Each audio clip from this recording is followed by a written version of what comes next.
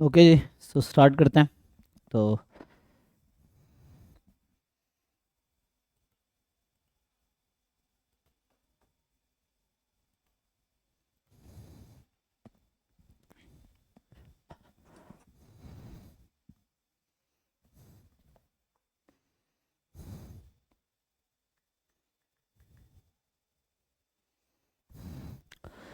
कल हमने unbiased test define किया था। मैं एक थ्योरी इसका ना एक बार एक्सप्लेन करके फिर ये थ्योरी आज खत्म हो जाएगी।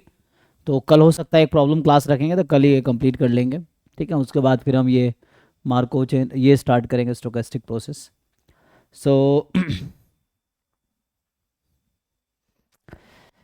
अभी जो नेट वाले लोग हैं उनका पहले गेट का सिलेबस कंप्लीट हो जाएगा, फिर हम नेट का बैच सेपरेट करके फिर नेट में हम अलग से मेनली प्रॉब्लम सॉल्व करना है ना। थ्योरीज तो ऑलमोस्ट वही है, वहाँ नेट का हम PYQ अलग से सॉल्व करेंगे। तो एक बार ये गेट का सिलेबस हो जाता है, फिर नेट में जो एक्स्ट्रा चीज़ें हैं वो डिस्कस करेंगे, फिर नेट का PYQ नेट के बैच में डिस्कस करेंगे।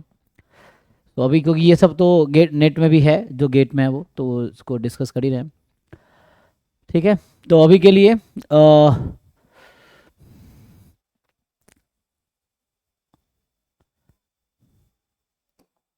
हमने कल अनबायस्ड टेस्ट डिफाइन किया था, ठीक है ना। तो ये सिंपल ये था,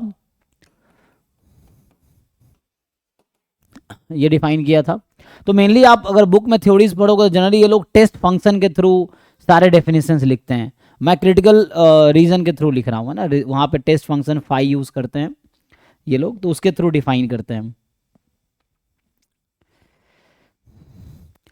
तो जैसे है ना, कोई क्रिटिकल रीजन है, हम बोलेंगे कि वो क्या है। बोल रहा है कि अ टेस्ट ऑफ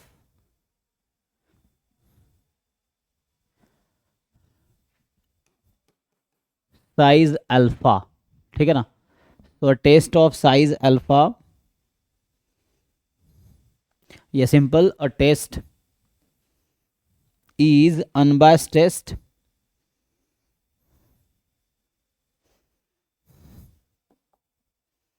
या जो कल कैसे लिखा था, a size alpha test.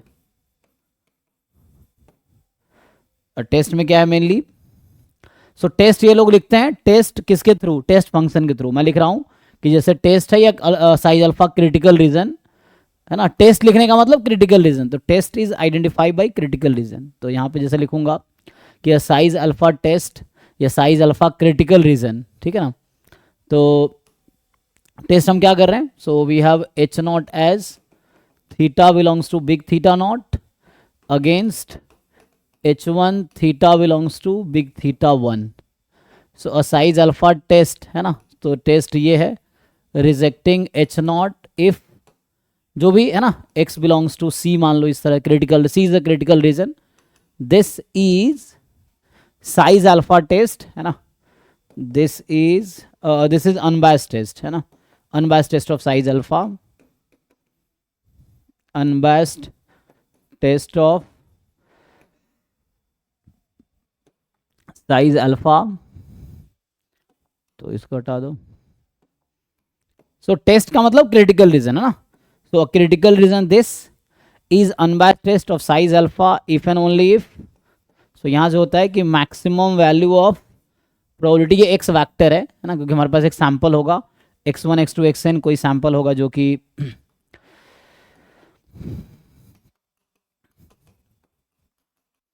This belongs to f theta, मान लो इस तरह से। Maximum value of probability of rejecting H not है ना, rejecting H not when h not is true. तो यहाँ पे आप ऐसा लिख सकते हैं, when h not is true मतलब theta belongs to big theta not. यहाँ पे वही चीज़ है, theta belongs to big theta not same ही है। ये लिखते हैं this should be less than equal to alpha and maximum of probability rejecting H not when H1 is true, जो कि पावर है। तो ये पावर है theta belongs to big theta 1।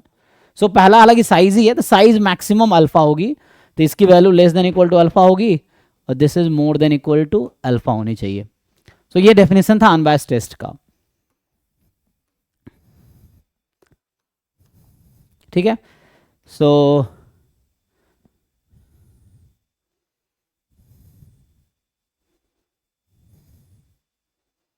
Sir दोनों कंडीशन होल्ड करना चाहिए। हाँ हाँ दोनों, अगर साइज अल्फा लिख दिया तो मतलब ये तो ऑब्वियस है ना, यही तो था, size mainly this is equal to alpha, या maximum possible value of type 1 error is alpha actually. ठीक है यहाँ तक। जैसे हमने कल देखा था, लेट्स से एक क्वेश्चन है x1 x2 xn, this is a random sample from normal theta comma 1। तो इसमें हमने क्या देखा था कि जैसे पहला पार्ट अगर लिखे हम, सो एच नॉट है, theta is equal to theta not against h one है, theta is equal to theta one. तो इसमें simply uniformly most powerful test of size alpha exist, है ना, एंड इट इज, तो ये कहाँ से आता है, एनपी लेमा कहता है, नीमन पियर्सन जो लेमा है वो कहता है कि वो जो क्रिटिकल रीजन होगा आपका, likelihood function at theta naught upon theta one less than equal to some C alpha बोल दो, C the critical point of size alpha. तो इस तरह से है। दूसरा केस था कि एच नॉट में अगर ऐसा है कि theta is equal to theta not against h one है, theta is more than theta not, या ऐसा होता है h one is theta is more than theta is less than equal to theta not, less than theta not, और h one है theta more than theta not, ये आ जाएगा। So इन दोनों केस में sir UMP test of size alpha then exist size alpha exist and it is this। तो critical region क्या होगा, क्वेश्चन ये मैं सिर्फ क्रिटिकल रीजन लिख रहा हूं, तो this is the critical region, है ना। इन दोनों में क्या था, सो इस दोनों क्वेश्चन का कॉमन क्रिटिकल रीजन होगा। सो इन दोनों केस में आपका एग्जिस्ट करेगा। So in both cases same ही आएगा हमारे पास। So UMP test of size alpha is, तो ये सिंपल था, रिजेक्ट एच नॉट इफ, जो भी इसमें टी सफिशिएंट एस्टिमेटर होगा, तो जो भी टी आएगा हमारे पास, टी इज द, बोलो कि क्या बोलते हैं, test statistic, so this will be more than equal to C alpha type, इस तरह से। तो ये आएगा हमारे पास। यहाँ भी यही चीज़ लिख सकते थे कि UMP test of size alpha is, इतना लिखने के बजाय this is reject H not if this happens. तो दूसरा केस है। तीसरा केस में क्या लिखा था हमने, थर्ड केस में था कि मान लो एच नॉट ऐसा है कि theta is equal to theta not against h one है, theta is less than theta not.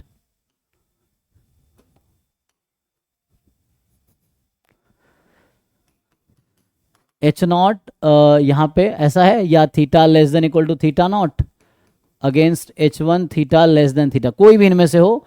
तो इन दोनों के लिए क्या होगा, यूएमपी टेस्ट एग्जिस्ट या UMP test of size alpha is, तो ये आपके पास आएगा वही फिर से कि reject H not if, sir in this case t equal to summation x ही होगा ना।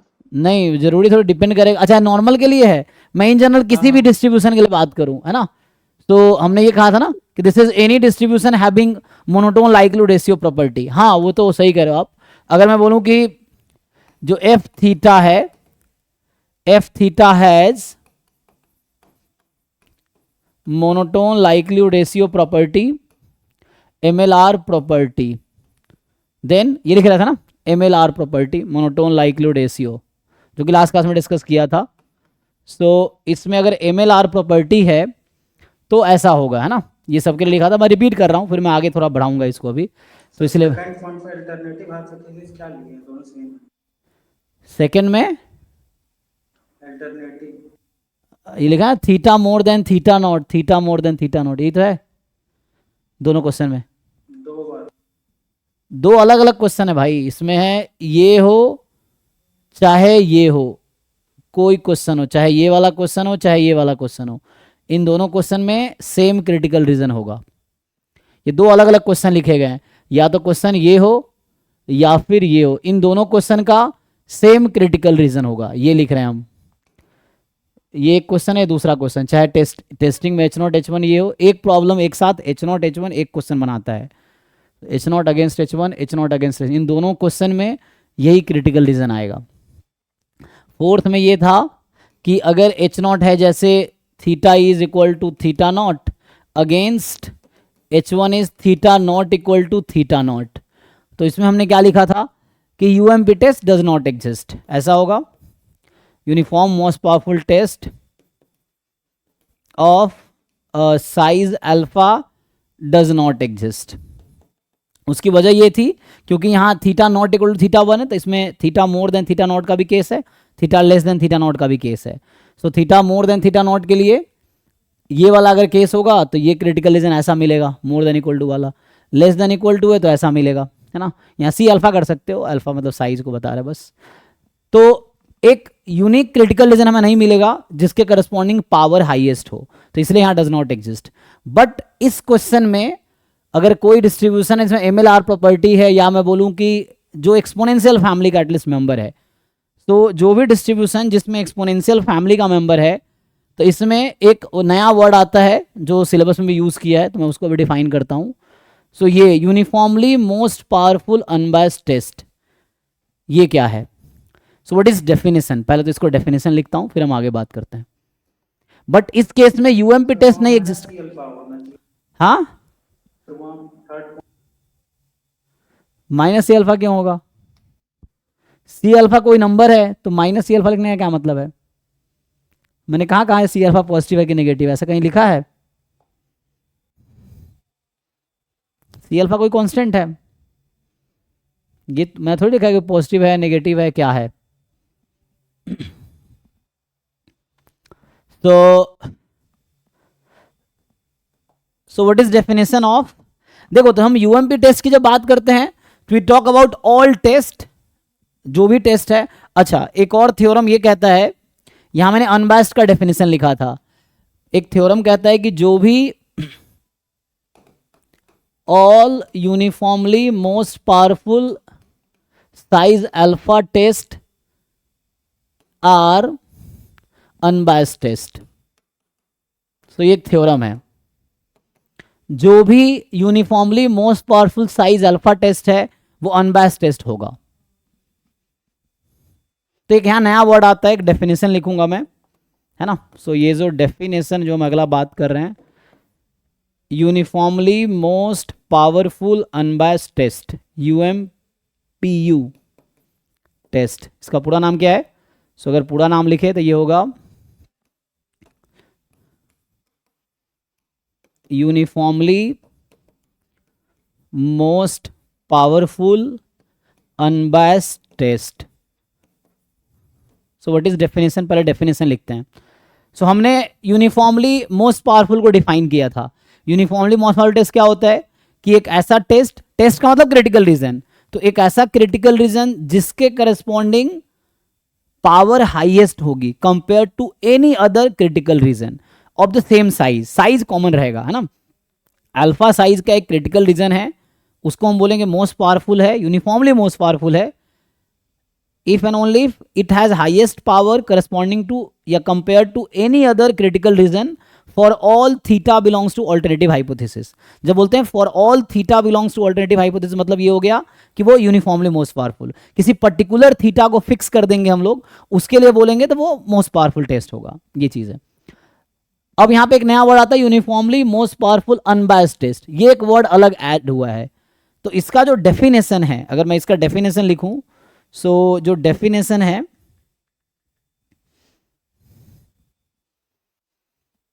सो ये है ना, ये जो मैं कंटेंट लिखा रहा हूं ये पेज नंबर 453 वीके रवादगी वाली बुक में है, सेक्शन 9.5 है चैप्टर 9 में, ठीक है। वीके रवादगी की जो बुक है, चैप्टर 9 सेक्शन 9.5 पेज 453। तो ये जो आपका uniformly most powerful unbiased test, तो इसका जो डेफिनेशन है कि बोलता है कि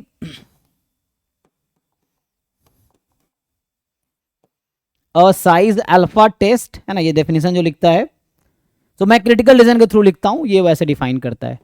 सो अ साइज अल्फा टेस्ट, और टेस्ट का मतलब फिर से critical region, test is identify by critical region. तो ये मान लो एक है रिजेक्ट एच नॉट, या अच्छा ये तो छोड़ो, पहले मुझे वो डिफाइन करना ना, तो पहले हम डिफाइन करते हैं, मैं इंट्रोड्यूस करता हूँ उसमें, इसका डेफिनेशन क्या है। तो मान लो let u alpha be a class of, class मतलब सेट हो गया, set of, so you alpha be a class of all unbiased, class of all unbiased size alpha test, ठीक है। So you alpha be a class of, class of size all size unbiased size alpha test, मतलब u alpha एक set है जिसके अंदर वो सारे critical region है जो कि अनबायस्ड है और साइज अल्फा है, ठीक है। अब जो हम यूएमपीयू, जो भी हमने कहा कि यहाँ पे जो है uniformly most powerful size alpha test are unbiased test, वो अनबायस्ड तो होगा ही। तो हेंस इसको आप ये भी बोल सकते हैं, सो इसी को मैं दैट इज में लिखूं, या हेंस ऑल्सो अगर मैं ये लिख दूं, हालांकि डिफाइन में बाद में कर रहा हूं, so all uniformly most powerful size alpha test is uniformly most powerful, uniformly most powerful unbiased size alpha test. अरे भाई, साइज अल्फा टेस्ट मतलब जो यूएमपी साइज अल्फा टेस्ट है वो यूएमपीयू साइज अल्फा टेस्ट भी होगा। यूएमपीयू क्या है? Uniformly most powerful unbiased, you word जो लास्ट में है वो अनबायस्ड है। अनबायस्ड का डेफिनेशन यहां लिखा था कि power should be more than equal to size, ठीक है। तो मतलब ये है कि कोई भी uniformly most powerful critical region मिलेगी ना, तो उसमें गारंटी है कि जो पावर होगी वो साइज से ज्यादा ही आएगी, ठीक है ना, ये थ्योरम कहता है। और इनफैक्ट जो यूएमपीयू साइज अल्फा है तो यूएमपीयू हो जाएगा, uniformly most powerful size alpha test is uniformly most powerful unbiased size alpha test. ये दो अलग अलग कैटेगरी है, यूएमपी टेस्ट हो गया, यूएमपीयू टेस्ट हो गया।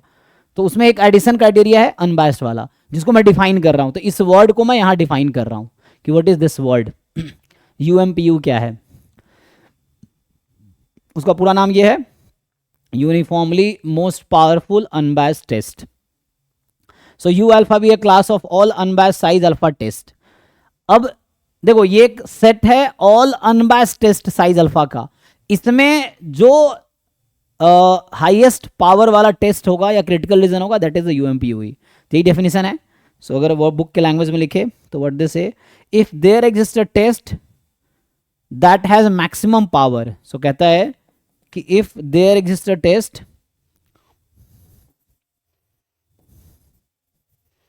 या there exist a test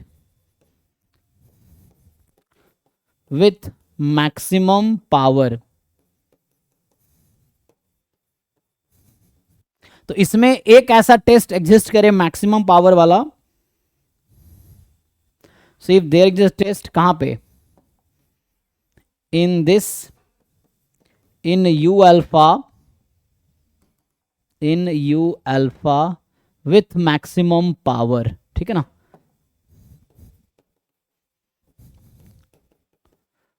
with maximum power, ठीक है। तो ये मैक्सिमम पावर होगा। So if there exist a test in you alpha with maximum power, then we call it, then it is called uniformly most powerful unbiased test, ठीक है। अब जरा समझिए इसमें दोनों कैटेगरी में डिफरेंस क्या है। सो जैसे मैं लिखा हूं ना, मैं आपको बताना ही चाहता हूं कि UMP test does not exist, इसमें uniformly most powerful critical exist नहीं करेगा, लेकिन इसमें uniformly most powerful unbiased test of size alpha exist, size alpha exist, ये एग्जिस्ट करेगी। सो मेनली यहां पे मैं एक्सपोनेंशियल फैमिली की बात करता हूं, तो एक्सपोनेंशियल फैमिली के लिए ये, क्योंकि है ना, so this is exponential family, तो इसकी गारंटी है। एक्सपोनेंशियल फैमिली का जो भी डिस्ट्रीब्यूशन है उसमें हमने कल पढ़ा था MLR प्रॉपर्टी होगी ही। और एक्सपोनेंशियल फैमिली या कोई भी डिस्ट्रीब्यूशन है उसमें टू साइडेड ऑल्टरनेटिव है ये। So two sided alternative will not be uniformly most powerful but it will be uniformly most powerful unbiased test. मतलब जितने भी अनबायस्ड टेस्ट है उसमें हमें एक मिल जाएगा जिसका पावर हाईएस्ट होगा, ये चीज है। तो इसमें रिलेशन क्या है, क्वेश्चन ये कि इन दोनों में रिलेशन क्या है ना। सो इन दोनों में क्या रिलेशन है, रिलेशन ये है कि समझो ये एक बॉक्स है, ये है UM, दिस इज UMPU, और इसके अंदर एक दूसरा बॉक्स है जो है UMP। तो जो ये फोर्थ वाला एग्जाम्पल है वो यहां पे है, ये जो आप एग्जाम्पल देख रहे हो, ये जो टेस्ट इस तरह का टेस्ट है, ये इसका जो क्रिटिकल रीजन आएगा, this will not be here, this will be here, ये इसके बाहर होगा। तो UMP तो नहीं है लेकिन UMPU है। आपने पढ़ा था भाई UMP जो होगा UMPU भी होगा। ये थ्योरम कहता है कि यूनिफॉर्मली मोस्ट पावरफुल है तो UMPU भी होगा। तो ये इसका रिलेशन है कि सेट ऑफ ऑल यूनिफॉर्म ना, जो भी यूनिफॉर्मली मोस्ट पावरफुल टेस्ट है, uniformly most powerful unbiased test होगा वो। सो यहां पे ये समझ आया कि सिंपली ये this is a set of all uniformly most powerful test of size alpha बोल दो चाहो तो, and this is a subset of this, ठीक है ना। तो ये कहने का ये मतलब है कि जितने भी set of all uniformly most powerful test of size alpha, this is a subset of uniformly most powerful unbiased test of size alpha. Check कर लो भाई। तो UMP नहीं है तो देखो अनबायस्ड टेस्ट की मेनली जरूरत तभी पड़ती है चेक करने की जब वो यूनिफॉर्मली मोस्ट पावरफुल ना हो। अदरवाइज यूनिफॉर्मली मोस्ट पावरफुल है तो अलग से आपको अनबायस्ड चेक करने की कोई जरूरत नहीं, वो ऑलरेडी अनबायस्ड होगा यूनिफॉर्मली मोस्ट पावरफुल है तो, ठीक है। तो ये जो हमारे पास जो क्वेश्चन है वो यहाँ पे है, इस सेट के बाहर है, इसके अंदर है। सो this is part of this. तो ऐसा कोई भी, और इसका क्रिटिकल रीजन क्या आएगा, अगर आप इसको फाइंड करो इसका क्रिटिकल रीजन, सो क्या होगा क्रिटिकल रीजन, ये कुछ आपको वैसा मिलेगा। कोई बताओ भाई क्या आएगा। एंड होगा, पार्टीशनिंग मॉड में आएगा या दो पार्ट में आएगा एक्चुअली। हाँ क्या होगा जी, हाँ बताओ कोई। अगर नॉर्मल होता तो मॉड मॉड एक्स बार लेस देन के मोर देन के ऐसा कुछ होता, या यहाँ पे आएगा अगर लिखेंगे क्रिटिकल रीजन। सो यहाँ पे होगा जो क्रिटिकल रीजन इसका आना है, इसका जो क्रिटिकल रीजन आना है लाइक्लीहुड रेशियो टेस्ट से, रिजेक्ट H0 इफ, जो लाइक्लीहुड रेशियो टेस्ट से जो क्रिटिकल रीजन आएगा इस तरह के केस में, that will not be uniformly most powerful but that will be uniformly most powerful unbiased test, ये है। सो और ये आएगा कुछ ऐसा कि लेट से रुक जाओ, T more than equal to K1, या दोनों केस होगा K1 और T less than even more K2, है ना। और होगा ना, एंड होगा। हाँ हाँ है वो, जो तुम समझ रहे हो एंड ही है, लेकिन वो फिर इंटरसेक्शन में नहीं आएगा ना। मतलब कहने का मतलब इस तरह के इसका टू साइडेड वाला केसेस होगा, तो इधर भी रिजेक्शन रीजन रहेगा और इधर भी रिजेक्शन रीजन रहेगा। तो ये मान लो α/2 है इधर प्रोबेबिलिटी, α/2 इधर प्रोबेबिलिटी है, तो both sided critical region. This is not uniformly most powerful but uniformly most powerful unbiased होगा। जैसे ये वन साइडेड था, तो इसमें आप बात करते तो इसका क्रिटिकल रीजन वन साइडेड है, सिर्फ इस साइड होगा। सो ये है इसका क्रिटिकल रीजन, है ना। इसका क्रिटिकल रीजन आप लिखेंगे तो ये सिर्फ इधर है इसका क्रिटिकल रीजन। ये नंबर C है, क्रिटिकल पॉइंट इसको बोलते हैं, दिस इज C। तो यहाँ पे तो अलग अलग होगा, K1 K2 कर दिया मैंने, K1 K2, या α/2 कर सकते हैं वैसा कुछ। सो इस तरह से है, ठीक है जी।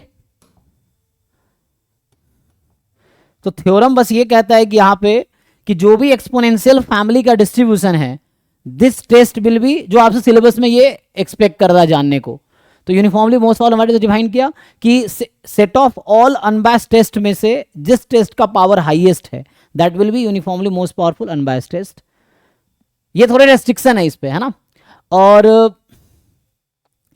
मतलब एक पर्टिकुलर वो आ गया ना अनबायस्ड, और uniformly most powerful unbiased test for exponential families. तो जैसे सिंपल वर्ड से सिंपल है, तो उसमें यूनिफॉर्मली मोस्ट पावरफुल एग्जिस्ट करेगी, तो यूनिफॉर्मली मोस्ट पावरफुल अनबायस्ड भी होगी, थ्योरम कहता है।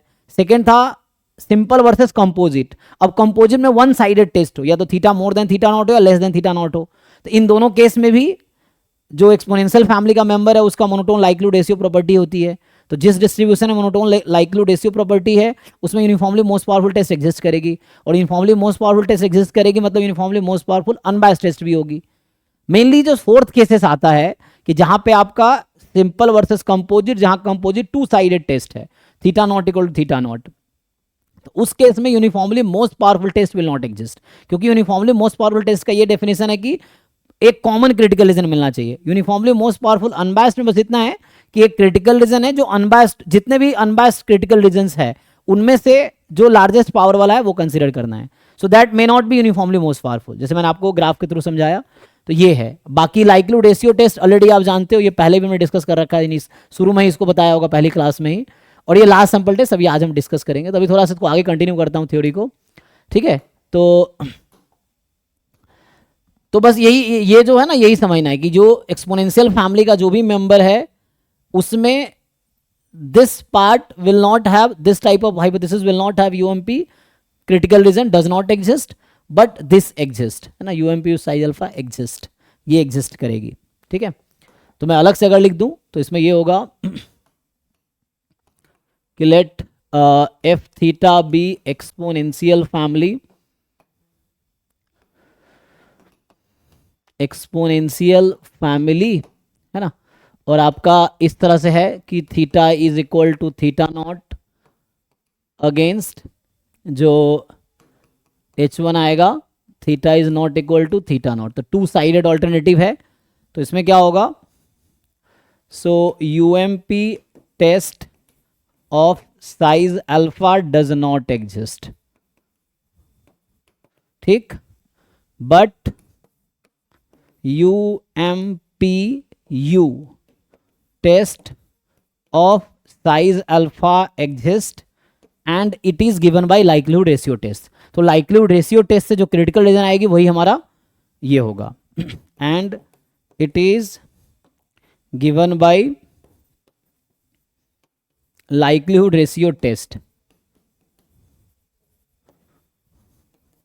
और वो क्या होता है likelihood ratio test, वो होता था L theta naught upon L M L E of theta, theta का एम एल ई यूज करो, this is less than equal to K, और इसको आप सिंप्लीफाई करोगे, जैसे नॉर्मल है जहां पे सपोर्ट पूरा रियल नंबर है तो उसमें नॉर्मल में आ जाता है कि mod x bar minus mu not या माइनस म्यू, ये आ जाएगा। अगर साइज अल्फा लिखोगे mu not more than equal to sum के, ऐसा आ जाएगा। इन जनरल अगर हम बात करें कि तो इन जनरल ये होगा कि ऐसा आएगा, दोनों साइड क्रिटिकल रीजन आएगा, t less than equal to some k1 और t more than equal to some k2। And लिखना चाहो एंड भी लिख सकते हो, so if you want and लिखना है, लेकिन बुक में तो और ही लिखता है आई थिंक ना।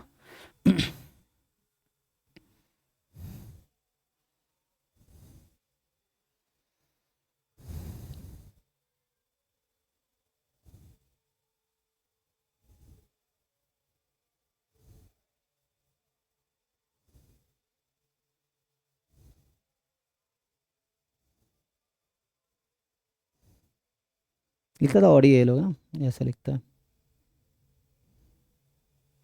सर क्या पता इसमें यूनियन के लिए और लिखते हैं, इसलिए और लिखते होंगे। हाँ मतलब दोनों पार्ट है ना, दिस और दिस, इसीलिए दिस एंड दिस दोनों एक्चुअली क्रिटिकल रीजन है, तो इसीलिए कि मतलब दोनों पार्ट में है, दिस यूनियन दिस, हाँ वही मेन वही है, दिस यूनियन दिस, इसीलिए और लिखते हैं, तो इसीलिए ना, क्योंकि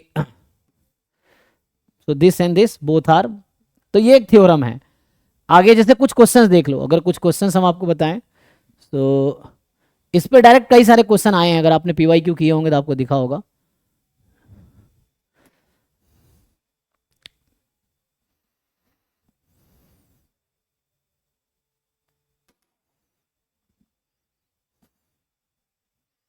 जैसे अभी के लिए तो हमने पहला क्वेश्चन ऑलरेडी सॉल्व कर रखा है साइज निकालने का, दूसरा में पावर निकालना था, तीसरा वाले में क्या बोल रहा है देखो, ये भी निकाल लोगे ना तो।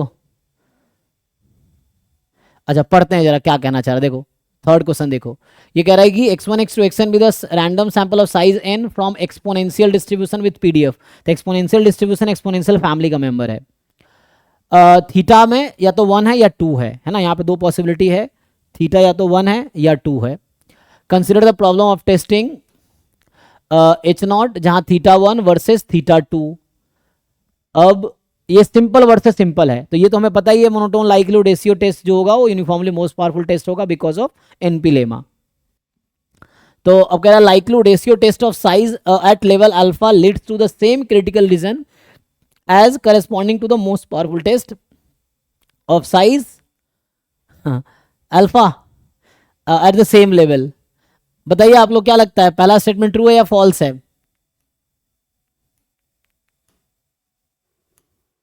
ठीक है ना, तो आपको जस्ट थ्योरम का स्टेटमेंट याद रखना है, नीमन पियर्सन लेमा का स्टेटमेंट ही है ए ऑप्शन। ए ऑप्शन जो है वो जस्ट नीमन पियर्सन लेमा का स्टेटमेंट है। देखिए तो ये कह रहा है कि likelihood ratio test level alpha पे leads to the same critical region corresponding most powerful. ये सिंपल वर्सेस सिंपल है, तो एनपी लेमा कहता है ये ट्रू स्टेटमेंट, एनपी लेमा का ही स्टेटमेंट है ये। Critical region of level alpha of likelihood ratio test जो होगा this, where this is the quantile of this. तो हमें चेक करना पड़ेगा कि क्या ये आएगा, तो निकाल के देखना पड़ेगा कि critical region of size alpha likelihood ratio test से ये आएगी, लेस देन आएगी, मोर देन आएगी। तो सिंपल है ना, आप क्या करेंगे, likelihood function at theta naught upon likelihood function at theta 1 less than equal to K, फिर बाद में साइज अल्फा ले लेंगे। तो चेक करके देखिए क्या आता है, काई स्क्वायर 2, हाँ ग्रेटर देन आ रहा है। अच्छा ओके, यहाँ से आप कह रहे हैं कि ग्रेटर देन आ जाएगा, तो ये आ जाएगा t greater equal to some सी, तो ये सी है, यहाँ लेस देन कहा है इसलिए गलत है। ठीक है, आपने कर रखा, अच्छी बात, तो ये गलत हो जाएगा। ठीक है, तो ये तो ट्रू था पहला, अभी गलत हो जाएगा। दूसरा है ना, तो आप जस्ट इसको सिंप्लीफाई करेंगे आपको दिख जाएगा क्या आएगा, तो वो तो लाइक्लीहुड रेशियो टेस्ट से निकालना पड़ेगा। अब तीसरा कह रहा है central chi square distribution with 2n degree of freedom likelihood ratio test for testing H0 against H1 does not exist। कह रहा है कि likelihood ratio test से वो एग्जिस्ट नहीं करेगी। एग्जिस्ट क्यों नहीं करेगी, एग्जिस्ट तो करेगी ना, तो गलत कह रहा है, तो टेस्ट विल एग्जिस्ट। इसकी वजह ये आप सिंप्लीफाई करेंगे ना, तो जो क्रिटिकल रीजन आएगा वो एक्सपोनेंशियल का सम क्या हो जाता है, गामा, और गामा कन्वर्ट हो जाएगा काई स्क्वायर में, तो इसलिए काई स्क्वायर लिखा हुआ है कि जो क्रिटिकल रीजन आएगा ना, जब आप जो टेस्ट स्टैटिस्टिक्स टी होगा तो उसको थोड़ा सा मल्टीप्लाई डिवाइड करके मैनिपुलेट करके आप, क्योंकि समेशन एक्स आई आएगा तो एक्सपोनेंशियल का सम गामा है, गामा से काई स्क्वायर बन जाता है, काई स्क्वायर है ना, गामा n बाई 2 1 बाई 2, तो उससे आ जाएगा, तो इसलिए काई स्क्वायर लिखा हुआ है। बट अगर डज नॉट एग्जिस्ट, तो गलत है ना, एनपी लेमा कहता है एग्जिस्ट करेगी। तो at any fix level alpha the power of the likelihood ratio test is lower than that of the most powerful test. कह रहा है कि जो लाइक्लीहुड रेशियो टेस्ट से जो क्रिटिकल रीजन आएगी उसका पावर मोस्ट पावरफुल टेस्ट से कम होगी, लेकिन एनपी लेमा कहता है कि जो क्रिटिकल रीजन आएगी वही मोस्ट पावरफुल होगी, तो ये गलत कह रहा है ना, तो सिंपल एनपी लेमा पे ये क्वेश्चन था। ओके, तो ये 2020 का क्वेश्चन था। यहां पे आइए, नेक्स्ट क्या कह रहा है कि, हाँ ये क्वेश्चन समझिए, ये भी 2020 का ही है। अच्छा, इसमें ऑप्शंस तो एक मिनट, इसको थोड़ा ऊपर ले जाते हैं, ऑप्शन आ जाएगा।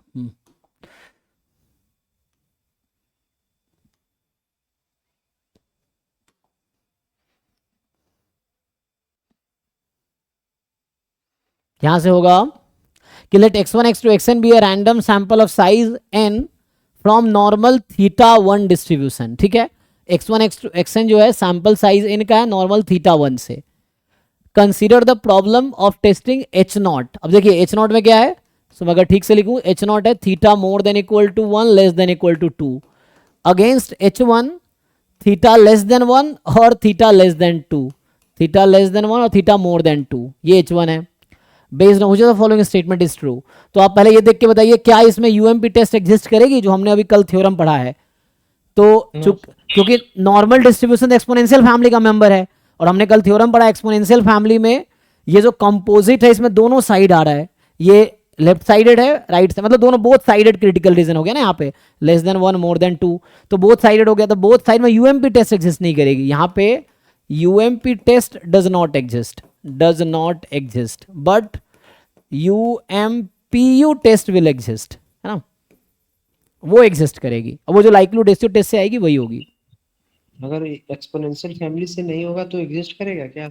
उसकी गारंटी नहीं दे सकते, एक्सपोनेंशियल फैमिली के लिए गारंटी है। अच्छा, जैसे सपोज एक्स अगर यूनिफॉर्म से है तो बोल नहीं सकते। हाँ, वैसा हम गारंटी नहीं दे सकते ना, क्योंकि हमें जो गारंटी मिला वो जैसे मोनोटोन लाइक्लीहुड रेशियो टेस्ट या जैसे मोनोटोन लाइक्लीहुड उसके लिए मिला है, जो नहीं है तो वो अलग से आपको चेक करना पड़ेगा, मतलब वो ऐसे डेफिनेशन तो इतना आसान नहीं है, इसलिए टेस्टिंग में आगे जाकर प्रॉब्लम थोड़ी मुश्किल हो जाती है ना, ये है। तो ऐसा नहीं बोल पाएंगे। तो अभी समझिए क्या कहना चाह रहा है ये, कह रहा है कि based on this which of the following statement is true, critical region of level alpha of uniformly most powerful test for H naught, यहाँ एच नॉट होगा ना, हाँ, H naught against H1 is of the form this, क्या इसका critical region वैसा आएगा? Uniformly most powerful critical region exist ही नहीं करेगी, तो ऐसा आना ही नहीं है। Critical region of level alpha of uniformly most powerful test against H1 if the form this more than C less than D, ऐसा होगा क्या? तो यूनिफॉर्मली मोस्ट पावरफुल नहीं होगा। At any level alpha uniformly most powerful test और for H naught against does not exist, ये सही option है। UMP test will not exist because theta less than 1 के लिए एक अलग UMP क्रिटिकल रीजन आएगी, थीटा मोर देन 2 के लिए दूसरा, तो वो आएगा T more then some C1, ये आएगा T less then some C2। और जब यूनिफॉर्मली मोस्ट पावरफुल बोलते हैं इसका मतलब है कि for any theta belongs to alternative hypothesis you should have a single critical region for all theta belongs to H1, तो वैसा नहीं होगा मेरे पास, तो UMP नहीं मिलेगा, ठीक है ना। तो ये है and at any level alpha the power of the uniformly most powerful test for H0 against H1 is less than alpha, for any level alpha power of the uniformly most powerful test वो less than alpha होगा। तो कोई भी exponential family का member वो हमेशा unbiased test होगी, और अनबायस्ड टेस्ट होने का मतलब हमेशा उसका पावर साइज से ज्यादा ही होगा। तो ये कह रहा है कि जो पावर है वो साइज से कम हो जाएगी, ऐसा कभी नहीं हो सकता। कोई भी यूनिफॉर्मली, है ना, मतलब जो उसका है क्या बोल रहे एक्सपोनेंशियल फैमिली का डिस्ट्रीब्यूशन है, तो उसमें आपके जो भी टेस्टिंग प्रॉब्लम होगी, जो भी uniformly most powerful critical region आएगी, उसमें ऐसा होगा ना, तो ये तो गलत है। सर वो ऑप्शन बी वाला जो है ना, हाँ। उसमें जो uniformly most powerful unbiased test होगा तो दिस इज ट्रू। ट्रू हो जाता, हाँ, फिर ट्रू हो जाता। Okay okay. सर अगर एक्सपोनेंशियल फैमिली का मेंबर नहीं है, लेकिन वो जो आपने बोला ना कि एमएलआर प्रॉपर्टी हाँ, सेटिस्फाई हो monotone likelihood ratio property satisfy हो रहा है। हाँ, हाँ तो अपन बोल सकते हैं क्या इसमें? हाँ, तो कि उसमें जैसे- तो यूएमपी टेस्ट एग्जिस्ट नहीं करेगी तब भी ना एमएलआर प्रॉपर्टी के लिए। अच्छा, आप ये बोल रहे हैं कि एक्सपोनेंशियल फैमिली का मेंबर नहीं है, हाँ हाँ, लेकिन एमएलआर प्रॉपर्टी सेटिस्फाई हो रहा है, जो आपने बोला था ना वो theta 2 greater than theta 1 UMPU जो है uniformly most powerful unbiased test. नहीं, कल बोला था ना कि अगर एक्सपोनेंशियल फैमिली का मेंबर है तो एमएलआर प्रॉपर्टी सेटिस्फाई करती है, लेकिन अगर एक्सपोनेंशियल फैमिली कभी कभार ऐसा केस आ जाता है कि एक्सपोनेंशियल फैमिली का मेंबर नहीं है लेकिन फिर भी एमएलआर प्रॉपर्टी सेटिस्फाई होता है जी, जैसे कॉची कल हमने किया था ना, कॉची था, हाँ, कॉची था, हमने एक लिया था यूनिफॉर्म 0 थीटा था, वो भी तो दोनों एक तो उसमें हम बोल सकते हैं क्या यूएमपी टेस्ट जो हाँ हाँ एग्जैक्टली, उसमें यूएमपी डज नॉट एग्जिस्ट, जो हम वहाँ थ्योरम लिखे थे वो एमएलआर प्रॉपर्टी के लिए था, तो उसमें UMP test will not exist for two sided alternative. UMP U मतलब यूनिफॉर्मली। अच्छा, यूएमपीयू का आई थिंक जो स्टेटमेंट मैंने पढ़ा है, यूएमपीयू एक्सपोनेंशियल फैमिली के लिए ये लोग लिखते हैं, मोनोटोन लाइक्लीहुड रेशियो के लिए तो नहीं लिखते हैं। सिर्फ एक्सपोनेंशियल फैमिली के नहीं। इसका जो मैंने पढ़ा वो सिर्फ एक्सपोनेंशियल फैमिली के लिए लिखते हैं। और एक्सपोनेंशियल ना हो और एमएलआर सेटिस्फाई हो उसके लिए कुछ नहीं अभी कुछ नहीं बोल सकते, हाँ, उसके लिए ऐसा कोई रिजल्ट डायरेक्ट नहीं है अभी। Okay sir. तो ठीक है ना, नेक्स्ट क्वेश्चन देखिए, जैसे ये 2020 का ही था, जैसे ये क्वेश्चन है, जरा समझिए, ये हमने किया था पहले, नहीं किया था, ये नॉन रैंडमाइज टेस्ट का है आई थिंक, चेक करो। सो रैंडमाइज नॉन रैंडमाइज क्या होता है मैं बताता हूँ आपको, है ना। तो इसमें देखिए, सो ये है ना, नॉन रैंडमाइज टेस्ट के केसेस बहुत कम मिलते हैं, ऐसा रेयरली होता है, चेक करो इसको, जरा ट्राई करके देखो आप लोग। सिंपल वर्सेस सिंपल है, हालांकि सिंपल वर्सेस सिंपल है, लेकिन आप बताइए क्या आंसर होगा। पावर निकालना है आपको, you have to find the power of the most powerful test. तो ट्राई करो सब लोग। हाँ इंक्रीजिंग डिक्रीजिंग से कर सकते हैं ना सर, लेकिन आएगा नहीं ना, चेक लैम्डा करो। एक्स का रेशियो थे। इंक्रीजिंग डिक्रीजिंग नहीं आएगा, आप चेक करो ठीक से, ना तो इंक्रीजिंग होगा ना डिक्रीजिंग होगा लाइक्लीहुड रेशियो। चेक कीजिए एक बारी। ट्राई ये कर, डिक्रीज कर रहा है। पक्का। तो लेवल अचीव करेगी, ये चेक कर लो, अब लेवल अचीव करेगी। 0.1 लेवल कैसे अचीव कराओगे आप? ठीक है, अगर तो जो टेस्ट फंक्शन है उसको 1 ना लेके कुछ अलग लेना पड़ेगा। जी, तो उसी को हम बोलते हैं, वो रैंडमाइज टेस्ट हो गया ना।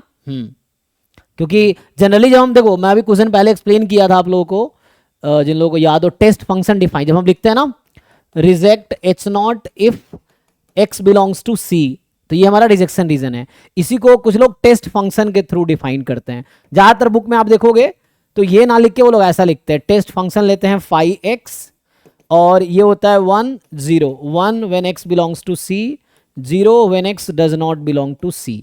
जब आप साइज डिफाइन करते हैं तो यहां कैसे डिफाइन करते हैं, तो इस वाले टेस्ट में जब आप साइज डिफाइन करते हैं आप लिखते हैं probability of rejecting H not when h not is true.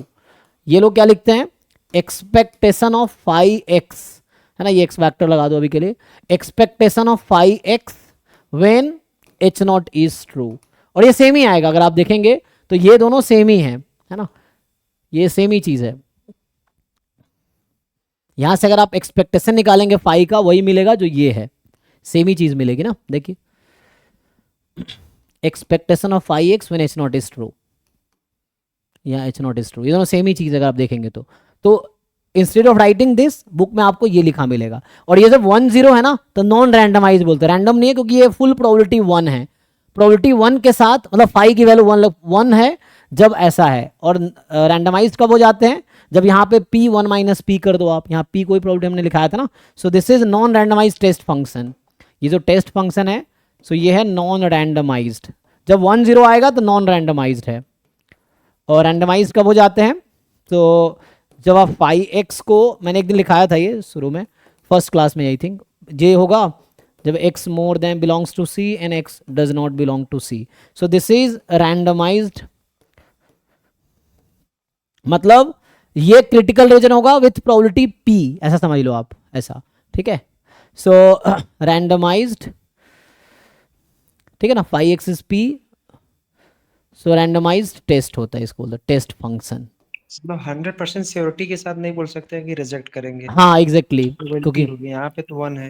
हाँ क्योंकि एग्जैक्टली वहाँ, यहाँ पे होता है कि क्रिटिकल रीजन हमारा फिक्स नहीं होता है हाँ और नॉन रेंडमाइज में हमारा फिक्स होता है। हाँ एग्जैक्टली, जैसे यहाँ पे क्रिटिकल रीजन समटाइम्स एग्जांपल लेते हैं कि tossing a coin we will get head हाँ समटाइम्स, तो ये कोई श्योरिटी नहीं है, इसका प्रोबेबिलिटी चेंज होता रहेगा, इसलिए इसके लिए इसको रेंडमाइज टेस्ट में डालते हैं। और नॉन रेंडमाइज में हमारा श्योरिटी होता है, इसलिए उसका प्रोबेबिलिटी 1 रहता है, 1 के ठीक है। करस्पॉन्ड में तो यहाँ पे देखिए फिक्स आप होता लगा के, सही कह रहे हैं। तो अब इसमें आप अप्लाई करके देखिए क्या काम करेगा आपके लिए, और आंसर निकालने की कोशिश कीजिए क्या आता है।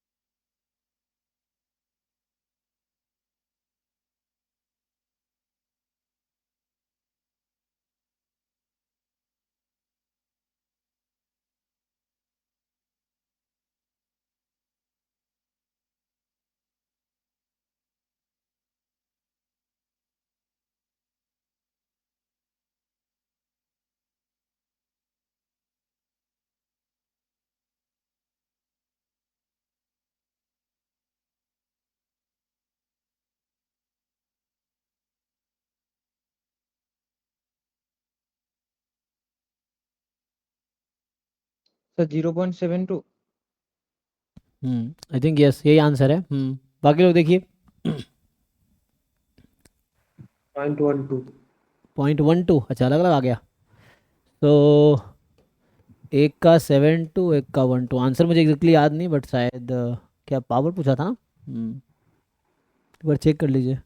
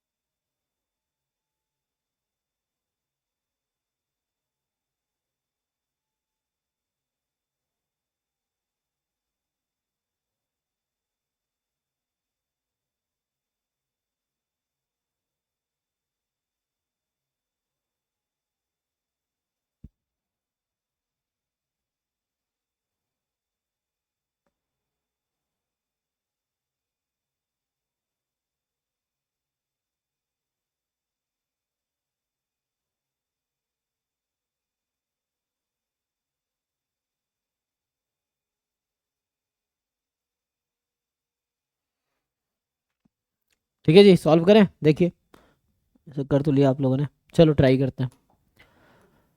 सो अभी क्या होगा, जैसे आप लोग सिंपली हम लोग लाइक्लीहुड रेशियो टेस्ट लगाएंगे, तो उसमें लाइक्लीहुड रेशियो निकालना होता है। तो एच नॉट में है एक्स का पीएमएफ, एफ नॉट है एच एक्स वन में है पीएमएफ ये है। तो हम लोग क्या करते हैं, likelihood function under h not upon under h one. अब यहाँ पे जो टेस्ट है वो डिस्ट्रीब्यूशन का ही टेस्ट है, तो डिस्ट्रीब्यूशन दिया है तो कोई दिक्कत नहीं है ना, डिस्ट्रीब्यूशन दे रखा है। तो इंस्टेड ऑफ गिविंग पैरामीटर, जैसे मान लो थीटा को 1 दे देता है, तो थीटा को 1 फिक्स करते हैं जब एच नॉट में, तब भी हमें कोई डिस्ट्रीब्यूशन ही गिवन होता है थीटा को 1 रखने के बाद। जैसे नॉर्मल थीटा 1 है और एच नॉट में थीटा बराबर 1 है, तो इनडायरेक्टली एच नॉट में एक्चुअली है नॉर्मल 1,1 एक्चुअली ये चीज़ है। तो वैसे ही यहाँ पे थीटा ना देके आपको पीएमएफ ही दे दिया। तो यहाँ पे क्या हुआ, सो इसका रेशियो ले लो, है ना। So you take the ratio F naught upon F one. तो F naught upon F one का आप रेशियो निकालो। तो जब आप रेशियो लोगे तो क्या आएगा, सो यहाँ से रेशियो लोगे 1 पे, तो x बराबर 1 पे रेशियो की वैल्यू होगी है ना कितना 0.2, सॉरी 0.2 क्यों, पॉइंट कैंसिल हो गया तो जस्ट 2 आ गया, है ना। फिर आपका ये या बेटर है वैसे ही लिख दे जैसे था,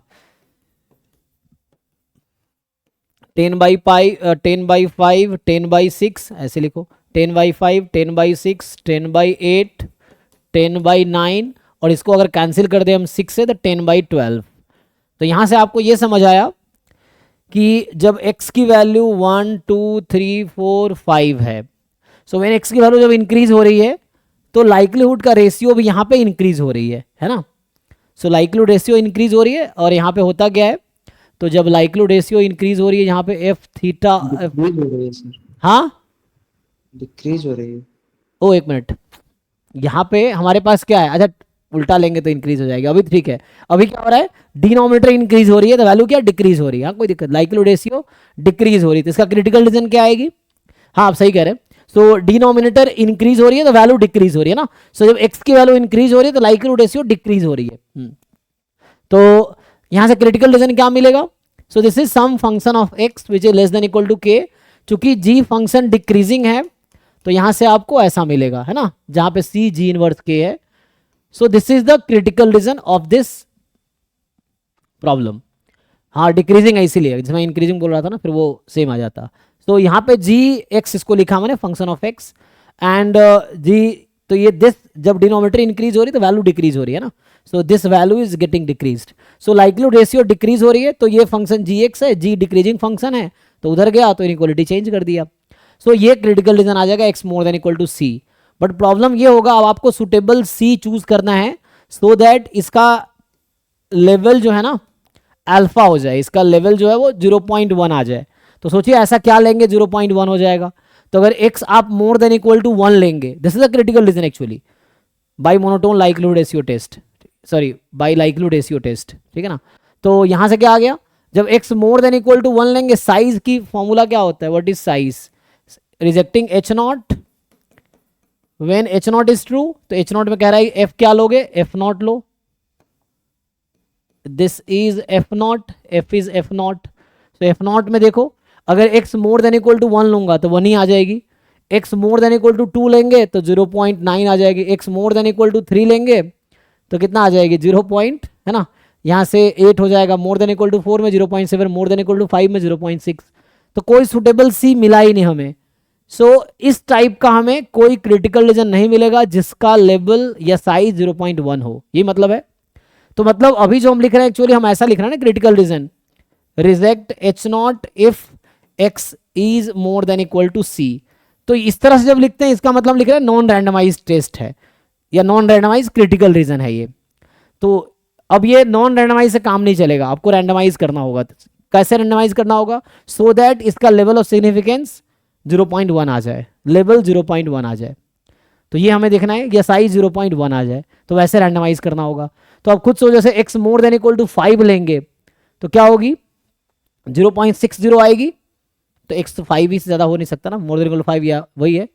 तो यहाँ पे कितना आएगा, मोर देन इक्वल टू 5 लोगे 0.60 आएगी, लेकिन हमें 0.1 चाहिए। तो हमें क्या p फिक्स करना है, प्रोबेबिलिटी फिक्स करनी है सो दैट ये 0.1 हो जाए। तो आपको प्रोबेबिलिटी क्या फिक्स 1/6 ले सकते हैं, तभी 0.1 हो जाएगी। तो यहाँ पे हम लोग ऐसा डिफाइन करेंगे। तो देखिए ये जो क्रिटिकल रीजन अभी विथ प्रोबेबिलिटी 1 है, जैसे वो बता रहे थे ना, दिस प्रोबेबिलिटी विथ प्रोबेबिलिटी 1 ले रखा हमने क्रिटिकल रीजन। अब ये क्रिटिकल रीजन लेंगे हम विथ प्रोबेबिलिटी 1/6, तो वो रैंडमाइज हो गया। अब हमने उसको रैंडम कर दिया, विथ प्रोबेबिलिटी 1/6 लेंगे तो जाके आपका जैसे इसके करस्पॉन्डिंग जो टेस्ट फंक्शन बनेगा 1 0 when x more than equal to c, otherwise मतलब x लेस देन c। तो यहाँ पे अदरवाइज, तो इस टाइप का जो critical region test function does not exist. So ये है non randomize will not exist, this is non randomized test function will not exist, does not exist here। ये आपको ऐसा कोई सुटेबल सी मिलेगा ही नहीं जिससे इसका एक्सपेक्टेशन, ये जो लिखते हैं ना ये चीज, size is expectation of 5x, 5 is the test function, तो एक्सपेक्टेशन निकालो यही आएगा। तो एक्सपेक्टेशन ऑफ 5x कभी भी 0.1 आएगा ही नहीं, चाहे आप c कुछ भी ले लो। तो you consider c as any number, ये कभी भी इस टेस्ट फंक्शन का साइज कभी 0.1 आ ही नहीं सकती है। तो इस केस में हमें अब रैंडमाइज्ड टेस्ट यूज करना पड़ेगा, है ना। तो ये बहुत रेयर है, आपको जब तक जरूरत ना पड़े तब तक यूज नहीं करना है। तो ये बहुत रेयर है, ऐसे बहुत कम क्वेश्चन होंगे जहां इसकी जरूरत पड़ेगी। तो हम क्या करेंगे, मॉडिफाई करेंगे इसको, टेस्ट को। सो नाउ हम लोग कंसिडर करेंगे रैंडमाइज्ड टेस्ट, टेस्ट फंक्शन 5। सो 5x होगा, अब मैं यहाँ लूंगा 1/6 when x is more than equal to 5 and 0 नहीं कितना 5/6, ऐसा कर दे या 0 कर दे, 0 लेते ना, तो 0 है ना, 0 अदरवाइज तभी तो आएगा। हाँ तो यहाँ पे क्योंकि वैसे फिर दिक्कत होगा ना। सर 1/6 क्यों लिया आपने? हाँ समझिए, जैसे x more than equal to 5 लेने पे क्या प्रोबेबिलिटी आएगी, अंडर h नॉट,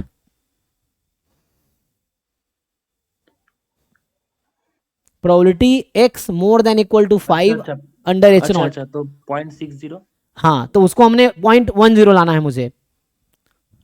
अच्छा हाँ इसलिए हाँ तो इस तरह से हमने ले लिया। तो अब ये हो गया। अब क्या करेंगे हम लोग, तो started with the right side, है ना, हमें लार्जेस्ट कंसीडर करना होता है for large value of c, हमें वो देखना होता है। तो लार्ज वैल्यू ऑफ c मुझे मिलेगी जब x मोर देन c, मतलब x की लार्ज वैल्यू लेनी है मुझे मोर देन c।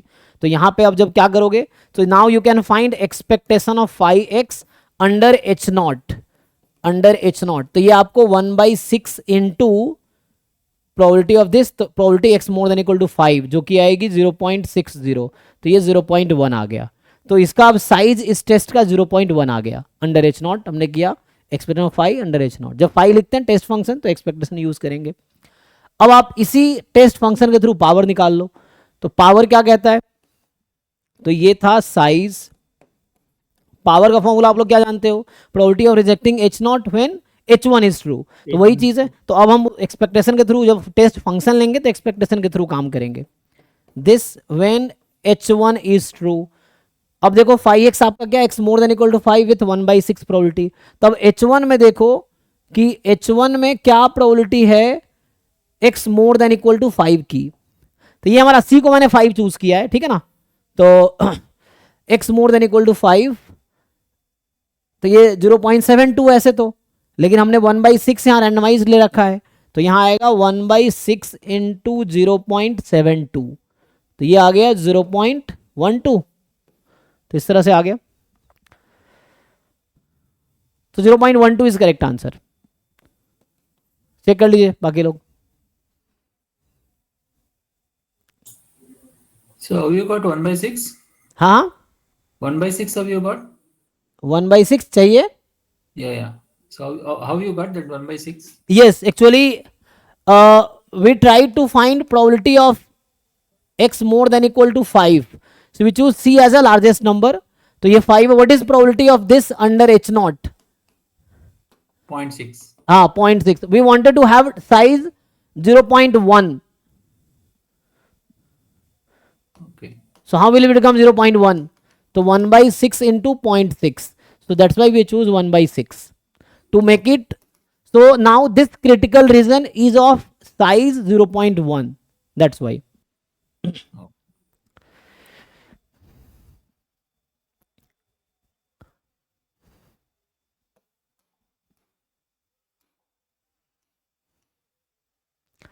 ये तो अभी विल्कॉक्सन साइन रैंक टेस्ट आएगा। ये मैंने सॉल्व किया था लास्ट क्लास में आई थिंक, ठीक है ना। तो ये लास्ट टाइम सॉल्व कर रखा है, एंड ये भी हमने ऑलरेडी सॉल्व कर रखा है। ये भी लास्ट क्लास में आई थिंक आपको बता रहे थे। पी वैल्यू देखिए इसका क्या आएगा, निकाला था पी वैल्यू हमने। ये पी वैल्यू का क्वेश्चन है, ये ट्राई करते हैं। So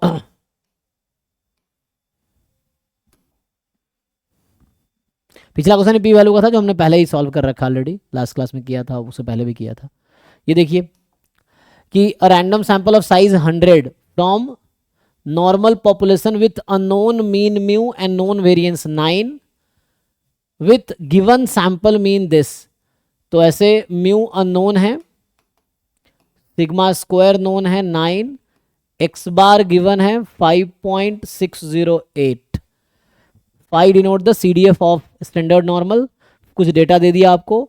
the uniformly most powerful unbiased, देखो यहाँ पे क्या यूज किया है, the uniformly most powerful unbiased test, because you know ये सिंपल वर्सेस कंपोजिट था, तो इसमें uniformly most powerful test exist नहीं करेगी, तो इसलिए इसने क्या यूज किया, uniformly most powerful unbiased test based on the sample mean is use to test this versus this.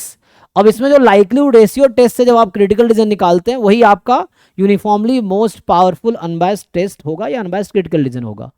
तो क्या आता है इसमें, अगर आपको मैं बताऊं कि एच नॉट नॉर्मल में स्पेशली अगर बात करें हम, तो मैं नॉर्मल का है ना लास्ट टाइम लिखा भी था, तो स्पेशली अगर हम नॉर्मल के लिए बात करें कि like suppose x1 x2 xn is normal theta comma 1, ये एज ए थ्योरम ही समझो।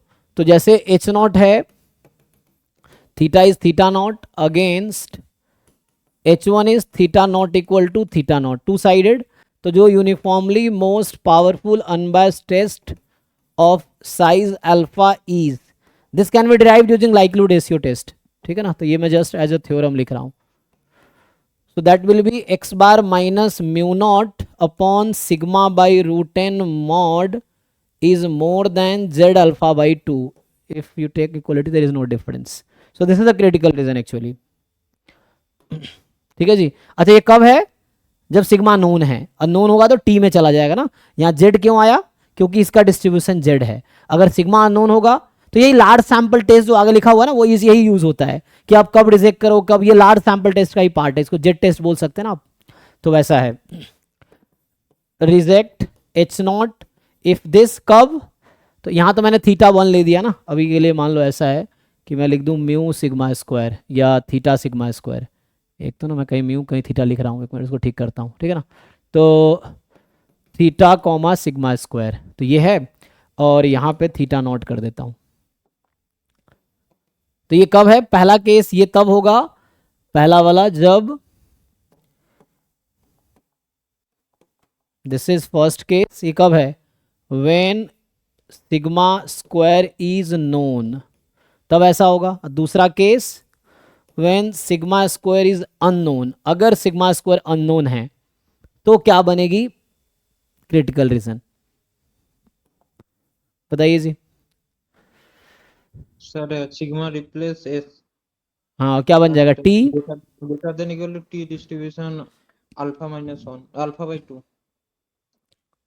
आई थिंक उसके लिए ना यूएमपीयू टेस्ट की बात नहीं करेंगे, तब लार्ज सैंपल टेस्ट की बात करेंगे। छोड़ो अभी आगे लिखाऊंगा मैं इसको, तो अभी तत्काल इतना ही लिखो, क्योंकि यूएमपीयू टेस्ट 1 पैरामीटर के लिए हमने भी डिफाइन कर रखा है। So you just consider this situation. अभी क्वेश्चन के लिए इतनी ही जरूरत है, बाकी आगे बात करते हैं। तो जो क्वेश्चंस में जरूरत है इसी क्रिटिकल रीजन की जरूरत है, ठीक है। तो नाउ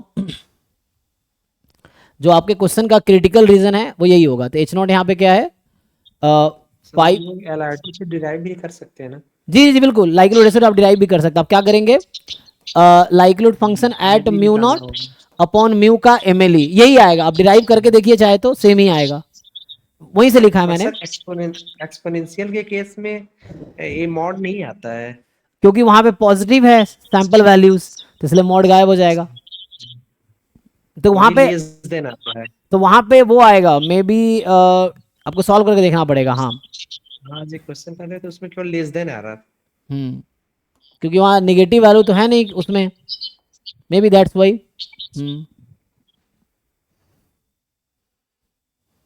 लेकिन आप ठीक से सॉल्व करके देखिए, क्या पता वो more than something less than something ऐसा आ जाए, x bar minus mu not greater than equals to क्या, ठीक है ना।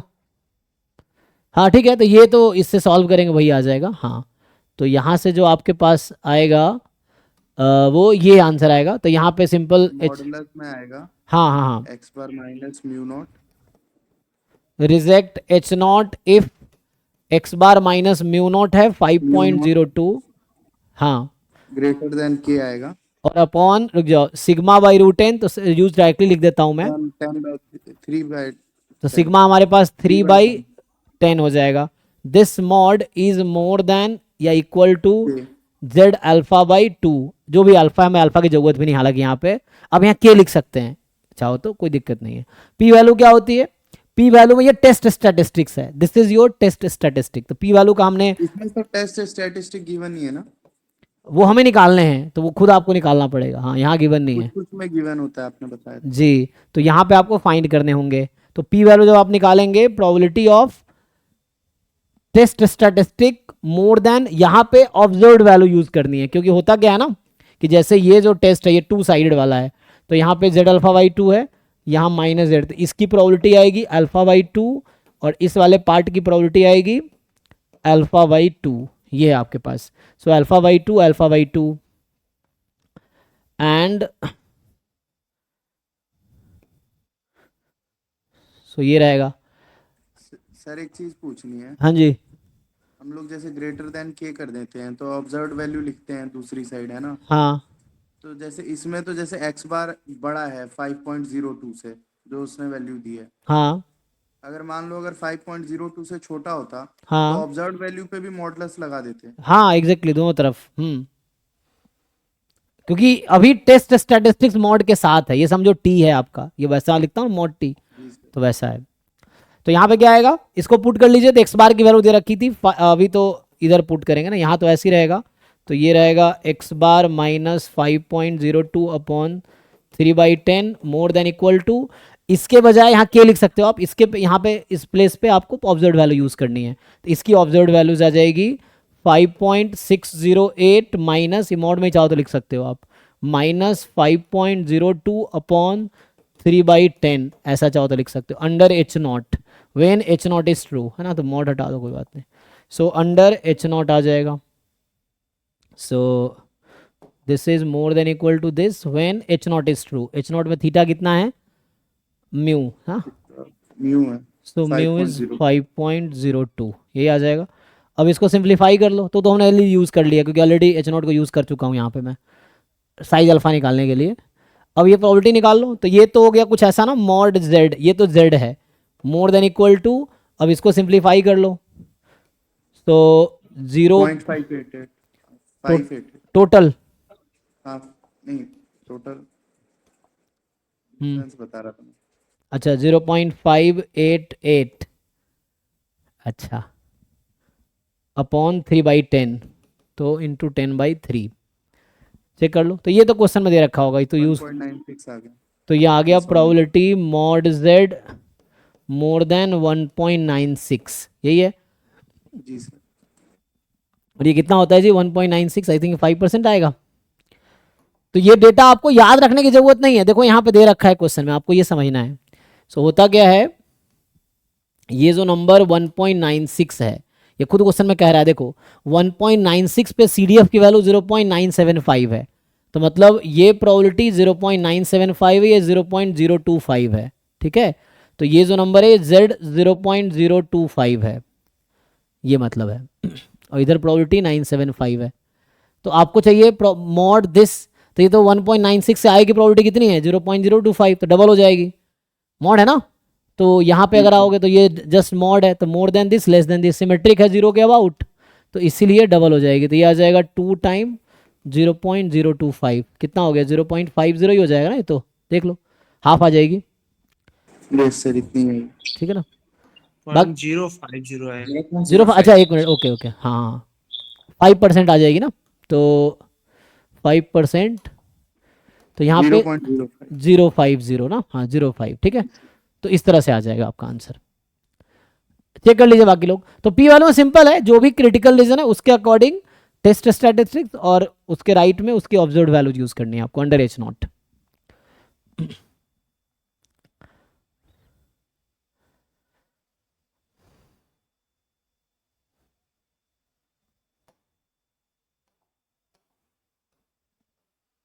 ये हमने सॉल्व किया था शायद लास्ट टाइम, है ना, आप लोगों ने फाइंड किया था पावर, तो इजीली आ गया था।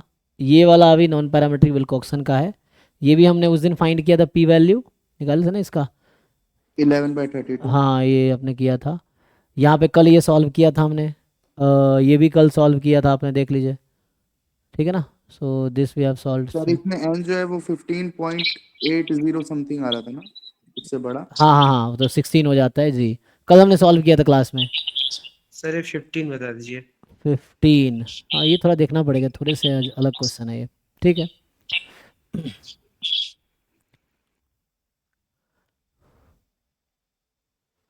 Suppose that x1, x2, xn are id variable each with PDF f theta and median theta। तो यहाँ आपको मीडियन दे रखा था, ये मीडियन टेस्ट टाइप का हो गया ना, कि मीडियन थीटा नॉट है, थ्योरम टाइप का है ये, हैं, थ्योरम लगेगी इसमें। हाँ थ्योरम तो है, लेकिन ये मीडियन टेस्ट है, मीडियन टेस्ट नॉन पैरामेट्रिक में भी आता है ना। तो यहाँ पे क्या बोलना चाह रहा है कि वी वांट एच नॉट जहाँ थीटा थीटा नॉट है, मीडियन या तो थीटा नॉट है या थीटा नॉट से ज़्यादा है। Consider a test that reject H not if S is more than C. S क्या है, where S is the cardinality of the set जहाँ X I more than theta naught है।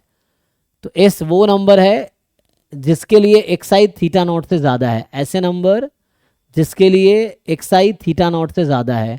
Then which of the following statement is true, under h not distribution of s depends on f, under h one distribution of a does not depend on f, power function depend on theta. So power function क्या है, probability of rejecting H not, तो s more than सी,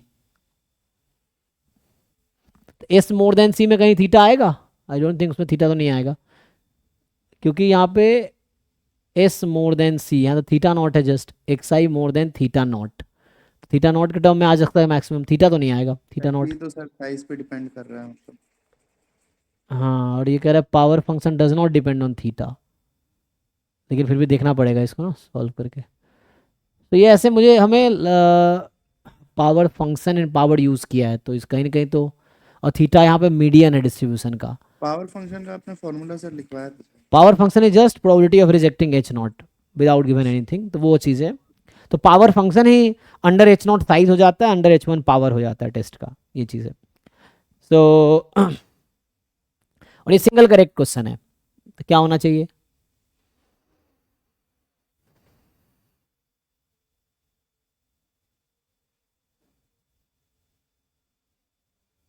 इसको भी देखता हूँ क्योंकि theoretical question है, इसमें कुछ कैलकुलेशन को मुझे लगने ज़्यादा है, ये जस्ट थियोरेटिकल क्वेश्चन है, मतलब थ्योरम टाइप का है, तो इसको या तो प्रूफ करना पड़ेगा या देखना पड़ेगा, तो इसमें मुझे भी टाइम लगेगा, तो इसको अभी स्किप करता हूँ, तो पूरी क्लास इसी में चली जाएगी। बाकी क्वेश्चन कल इसको डिस्कस करते हैं, तो कल प्रॉब्लम क्लास ही होगी, तो देखते हैं, मैं जब तक ट्राई करता हूँ।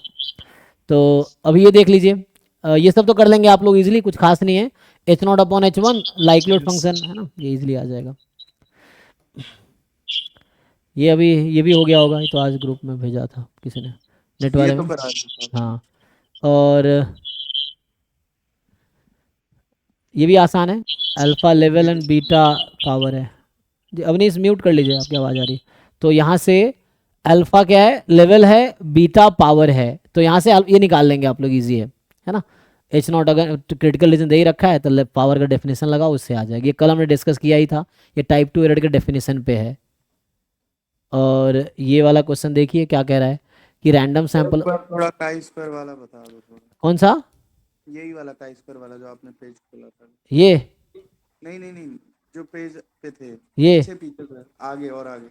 अच्छा रुको रुको, हाँ अभी तो वहाँ जा ही रहता है ना, रुक जाओ। यस सर, ये वाला थोड़ा इसका कंसेप्ट क्लियर नहीं है। ये तो chi square test non parametric वाला है ये, लेकिन यस सर। तो अभी उसका थ्योरी नहीं लिखा है, इसको अभी डिस्कस करते हैं नॉन पैरामीट्रिक में, है ना। तो chi square goodness of fit test, अभी इसको डिस्कस करते हैं। तो ये तो वही था ना, ऑब्जर्व्ड माइनस, उससे आया नहीं था तुम्हारा? सर आंसर आ गया था, बिल्कुल सही आ गया था, लेकिन वो आपने कहा था लास्ट टाइम आप सही से करा नहीं पाए थे टेस्ट। हाँ, लेकिन क्वेश्चन समझ पा रहे हो ना, ये क्वेश्चन तो हो पा रहा है ना सिंपल। वो उसका काई स्क्वायर टेस्ट का एक टेस्ट स्टैटिस्टिक है, उससे हो जाता है समेशन EI माइनस क्या OI का होल स्क्वायर। फ्रीक्वेंसी कैसे निकालेंगे सर इसमें? एक्सपेक्टेड का मतलब है एवरेज, यूनिफॉर्म कर दीजिए।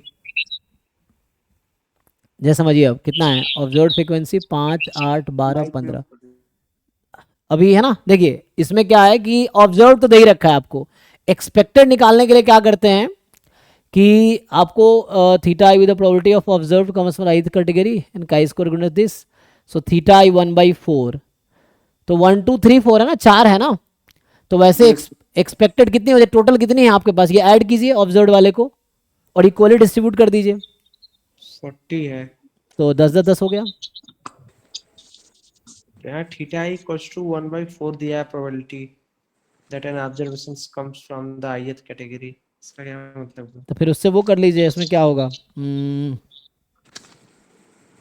हाँ जी भाई, कैसे बताया था तुम्हें, अमरते बताओ कैसे सॉल्व किए थे। यस सर, मेरे को आपने बताया था टेस्ट स्टैटिस्टिक्स, हाँ i square equals to summation i going 1 to 4 OI minus EI का स्क्वायर हाँ डिवाइडेड बाय EI। हाँ, और फिर आपने क्या किया था, 1/4 into 5 प्लस 1/4 into 8 अच्छा एक्सपेक्टेड फ्रीक्वेंसी वैसे निकाल दिए थे। 12 प्लस 1/4 into 15 EI, फिर आपने 10 निकाल ली। तो वही आ गया ना जो अवनी साहब कह रहे थे कि 40 है अपॉन 4 कर दिया, तो ये इसका 4 का वही यूज हुआ ना यूनिफॉर्मली, ये टोटल 40 आ रहा है ना, तो इसी 1/4 की वजह से 10 हुआ एक्सपेक्टेड। जी सर। कि मतलब इक्वल चांसेस हैं चारों के एक्सपेक्टेड में, तो ये एक्सपेक्टेड फ्रीक्वेंसी में 1/4 का मल्टीप्लाई करेंगे सब में। जी। तो वैसे नहीं नहीं वैसे तो नहीं नहीं, समझे नहीं आप, सब में मल्टीप्लाई नहीं करेंगे, टोटल कितना हुआ 40 ईच का आई थिंक 10 होगा, expected frequency each EI will be 10। Yes sir, EI 10 है अंडर H0। जब आप एक्सपेक्टेड फ्रीक्वेंसी निकालेंगे ना जो आप कह रहे हैं, तो मैं बोल रहा हूँ E जो आएगा ये 1/4 into 5 plus 1/4 into 8 plus 1/4 into 12 plus 1/4 into 15, ऐसा। तो 1/4 कॉमन ले लेंगे, ये आएगा E, value into corresponding probability. ठीक है ना। एक्सपेक्टेड फ्रीक्वेंसी सबके लिए सेम होगी। हाँ हाँ एग्जैक्टली। ठीक है हो जाएगा। तो इससे आ जाएगा, तो O तो दे ही रखा है, ये OI है और ईच EI आपका बाकी 10 आ जाएगा, तो उससे कर लेंगे, फॉर्मूले से आ जाएगा। बेसिकली मल्टीप्लाई कर देना है ना, हाँ। 1/4 को। तो अभी डिस्कस करेंगे जो नए लोग हैं, ये काई स्क्वायर टेस्ट अभी है ना, उसमें नॉन पैरामीट्रिक में आएगा, ये अभी डिस्कस करते हैं इसमें। तो ये जस्ट काई स्क्वायर दोनों तरह का है, एक पैरामीट्रिक में भी है, नॉन पैरामीट्रिक में भी है, तो हम लोग पैरामीट्रिक में भी डिस्कस कर सकते हैं। एक तो टाइम ऐसे निकल जाता है फिर कितना आपने टेस्ट स्टैटिस्टिक्स है में टाइम। डाल दिया था हाँ OI हाँ माइनस CI के होल स्क्वायर। हाँ, तो इसका जो टेस्ट स्टैटिस्टिक्स होता है summation observed minus expected whole square upon expected, यही है। जी सर। तो यहाँ से आ जाएगा, और इसका डिग्री ऑफ फ्रीडम n-1 होता है ना। यस। ये थ्योरम है कि this will have degree of freedom n-1, तो से आ जाएगा। तो काई स्क्वायर दो तरह का टेस्ट है, काई स्क्वायर नॉन पैरामीट्रिक में है, काई स्क्वायर पैरामीट्रिक में है, ठीक है ना।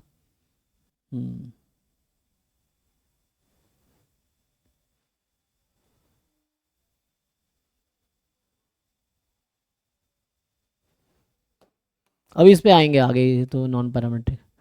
तो ये वाला भी आपने करा दिया था, ये क्या है कि P वैल्यू है। हाँ, तो m जो है 10 है या मोर देन 10 है। सर इसमें आपने बाइनोमियल बना दिया था इसको, हाँ, बाइनोमियल n, हाफ। तो p वैल्यू पूछ रहा है। अच्छा, तो p वैल्यू के सिंपल एक्सप्रेशन आपसे पूछ रहा है कि p वैल्यू क्या होगा। देखिए बाकी लोग, तो p वैल्यू तो अभी डिस्कस किया हमने, एंड देन ये एक बचता है ना। तो अभी था कई सारे क्वेश्चन। तो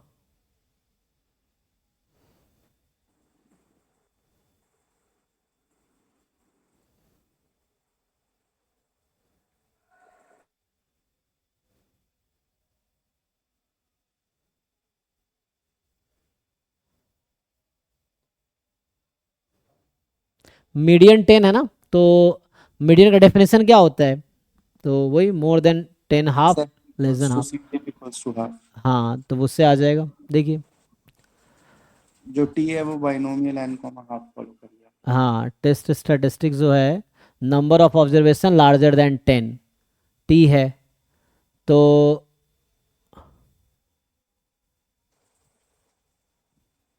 मोर देन 10 या लेस देन 10 होने की प्रोबेबिलिटी हाफ हाफ है, and Yes, t is sir. Observe value of t।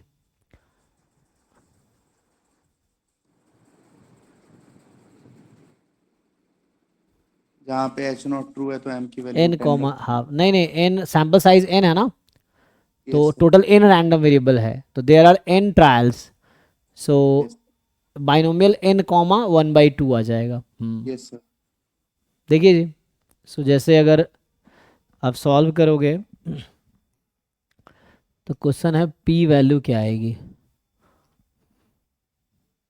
देखो बाकी लोग, सो देखो you have n random variable है ना, विथ कॉन्टिन्यूअस, एंड ये कॉन्टिन्यूअस रैंडम वेरिएबल है, ये continuous random variable, continuous and strictly increasing CDF कह रहा है। तो continuous and strictly increasing CDF, इसका मतलब रैंडम वेरिएबल कॉन्टिन्यूअस है। सो कॉन्टिन्यूअस रैंडम वेरिएबल में आपको डेफिनेशन पता है कि CDF at median is half, ठीक है ना। तो p वैल्यू मुझे निकालना ना, क्या कह रहा है, t है, t denote the number of observation larger than 10। तो ये जो t है, देखो ईच ट्रायल हैज 2 पॉसिबिलिटी, या तो लार्जर देन 10 और स्मॉलर देन 10, ठीक है ना। इक्वलिटी कहीं भी लगा लो, कोई दिक्कत नहीं। Less than equal to, larger than 10 मान लो सक्सेस है, फेलियर है, लेस देन इक्वल टू 10। और ये चूंकि normal random variable, sorry continuous random variable है, तो each xi being more than 10, ये हाफ आएगा अंडर h0। मैं बात कर रहा हूं अंडर h0, कि जब मीडियन 10 है तो वैल्यू मीडियन से ज़्यादा होने की प्रोबेबिलिटी हाफ और कम होने की प्रोबेबिलिटी भी हाफ, कॉन्टिन्यूअस है, तो अंडर h0 ये हो जाएगा जी। So this is your small p। Small p क्यों बोल रहा हूँ, क्योंकि t जो होगा, you have n random variable, तो t will have distribution binomial n comma p, और जहाँ p की वैल्यू 1/2 है। Probability of success in one trial, success क्या है, ऑब्जर्वेशन बीइंग लार्जर देन 10, ये सक्सेस है। अब टी नॉट ऑब्जर्व वैल्यू पूछ रहा है, p वैल्यू बताओ, तो p वैल्यू खुद ही बता रहा है कि, और क्रिटिकल रीजन दे रखा है t more than equal to t not, ये निकाल लो। तो ये हो गया summation probability x is equal to k and k from t not to n, यही है, ये आ जाएगा ना जी, देख लीजिए। Yes, sir. Where m is 10. तो यहाँ पे आपके पास, हाँ, तो जस्ट गिवन है ना एच नॉट इज ट्रू, तो गिवन मीडियम तो यूज़ कर लिया मैंने वहाँ पे अंडर एच नॉट, इसीलिए सो अंडर एच नॉट ये हो रहा है ना, तो ये सर फिर एन आई आ जाएगा, तब आपने के लिया है तो सो NI यहाँ आ पे जाएगा। एन चूज के टी के ले लो, बाद में समेसन कर दो। हाँ, एन चूज के हाफ की पावर के हाफ की पावर एन माइनस के, तो टोटल हाफ की पावर एन ही आ जाएगा। एंड यहाँ पे के पे समेसन लग जाएगी, k is from t not to n, ये आंसर है, ये पी वैल्यू है। यही चार ऑप्शन में एक एक्सप्रेशन ये भी होगा, देखिए ऑप्शन दे रखा है उन्होंने, तो है ना, एक्स इज इक्वल टू के अंडर एच नॉट, तो यहाँ पर अंडर एच नॉट लिख सकते हैं, given H not is true, ये चीज़ है, तो इससे आ जाएगा ना, ठीक है ना। बाकी आप ट्राई करके आइए, कल प्रॉब्लम डिस्कशन ही होगा, अभी मैं आगे थ्योरम करा देता हूँ, ये सब भी इजी है, आपको दे रखा है ऑलरेडी क्रिटिकल डिवीजन, आपसे पूछ रहा है कि वैल्यू ऑफ सी क्या होगा, सर क्रिटिकल, इसको दो तरीके से कर सकते हैं, काई से एक स्टैंडर्ड नॉर्मल बना के। हाँ मतलब वो ट्राई करेंगे तो ठीक है, किस तरीके से हो जाएगा। सिंपल क्रिटिकल डिवीजन आपको दे रखा है, सी पूछ रहा है, ताकि साइज आई थिंक दे रखा होगा, साइज 0.0, साइज यूज करेंगे डेफिनेशन तो आ जाएगा। ये likelihood ratio test under h not upon h one है, तो उससे आ जाएगा। एंड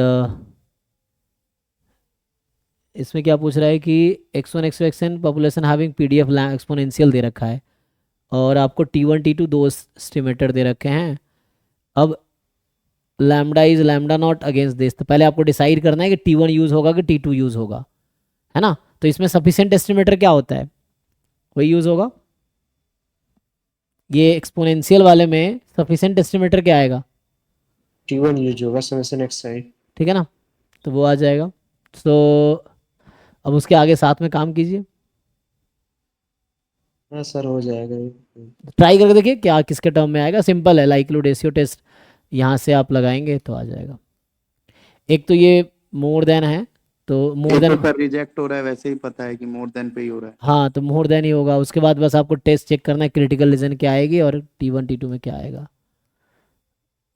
यहाँ पे क्या यूज़ कर रहा है कि ये तो वो है, अलग अलग CDF दे रखा है, तो ये तो नॉन पैरामेट्रिक का फिर से क्वेश्चन है ना। और ये तो टाइप 1 एरर की प्रोबेबिलिटी पूछ रहा है, ये भी आप निकाल सकते हैं। सब लोग ट्राई करके आओ, और जो डाउट होगा कल डिस्कस करते हैं। यहाँ भी ऐसे ही है, सिंपल वर्सेस कंपोजिट, आपसे पूछ रहा है पावर निकालना है, ये कल किया था, ये हमने कल किया था, हो गया तो ऑलमोस्ट हो गया। मैं कुछ थ्योरी और करा देता हूँ, बाकी क्वेश्चन ट्राई करके आइए कुछ, है ना, और थ्योरीज तो सब लोग ट्राई करके आओ, कल प्रॉब्लम डिस्कशन होगा इसी का। एंड मैं एक दो थ्योरम्स लिखा देता हूँ, फिर इसको कंप्लीट करेंगे। तो एक तो ये थ्योरम कह रहा है कि जो likelihood ratio test and Neyman Pearson lemma से जो क्रिटिकल डिवीजन आता है, सिंपल और सिंपल में दे आर इक्विवेलेंट, ये थ्योरम है। ये कहता है ये जो this is a theorem, this is saying कि फॉर टेस्टिंग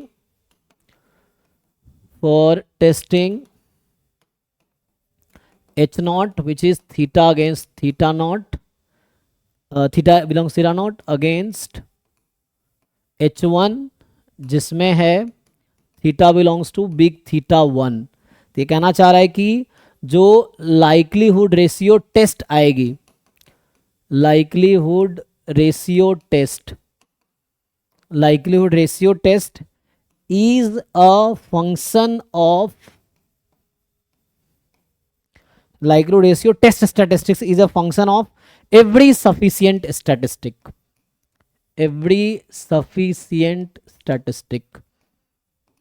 ठीक है।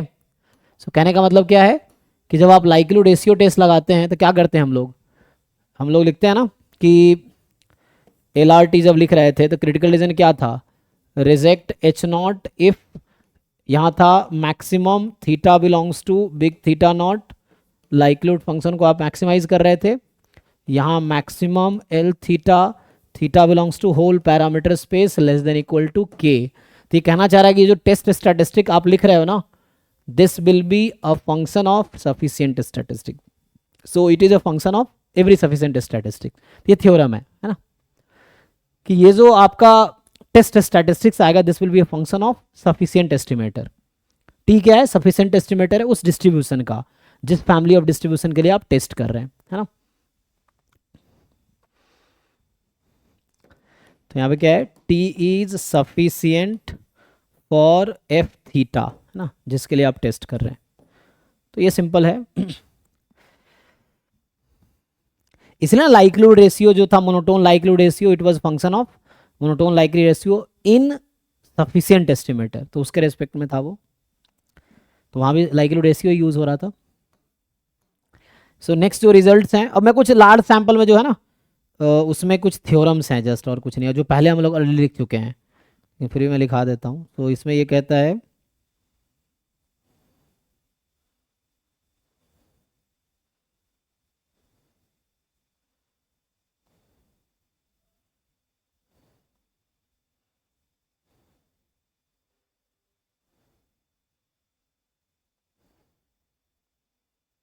जैसे काई स्क्वायर टेस्ट, जो पैरामेट्रिक वाला काई स्क्वायर टेस्ट है,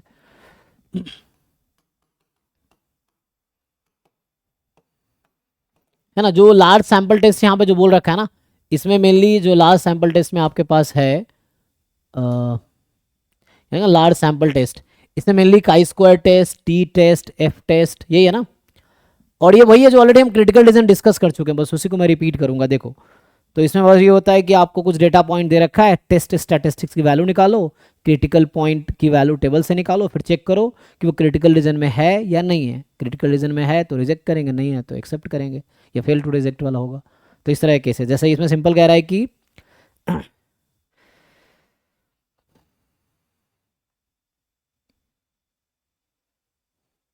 जैसे यहाँ पे टेस्ट ये है आपके पास कि सपोज जो problem is x1 x2 xn।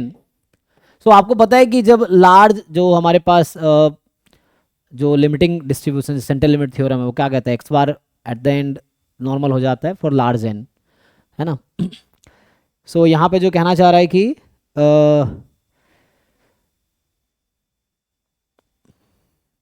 Late x1 x2 xn are random sample, it is a random sample from normal mu sigma square, और आपको टेस्ट करना है। So you have to test, पहला प्रॉब्लम है h0 इज सिग्मा या sigma square is more than equal to sigma not against आपके पास है sigma square less than sigma not. तो इसका क्रिटिकल रीजन क्या आएगा? तो लाइक्लीहुड रेशियो टेस्ट से ही क्रिटिकल रीजन आना है। h0 में तो इक्वल हो जाए, sigma square equals to sigma. Simple likelihood ratio test से आप डिराइव कर सकते हो, है ना।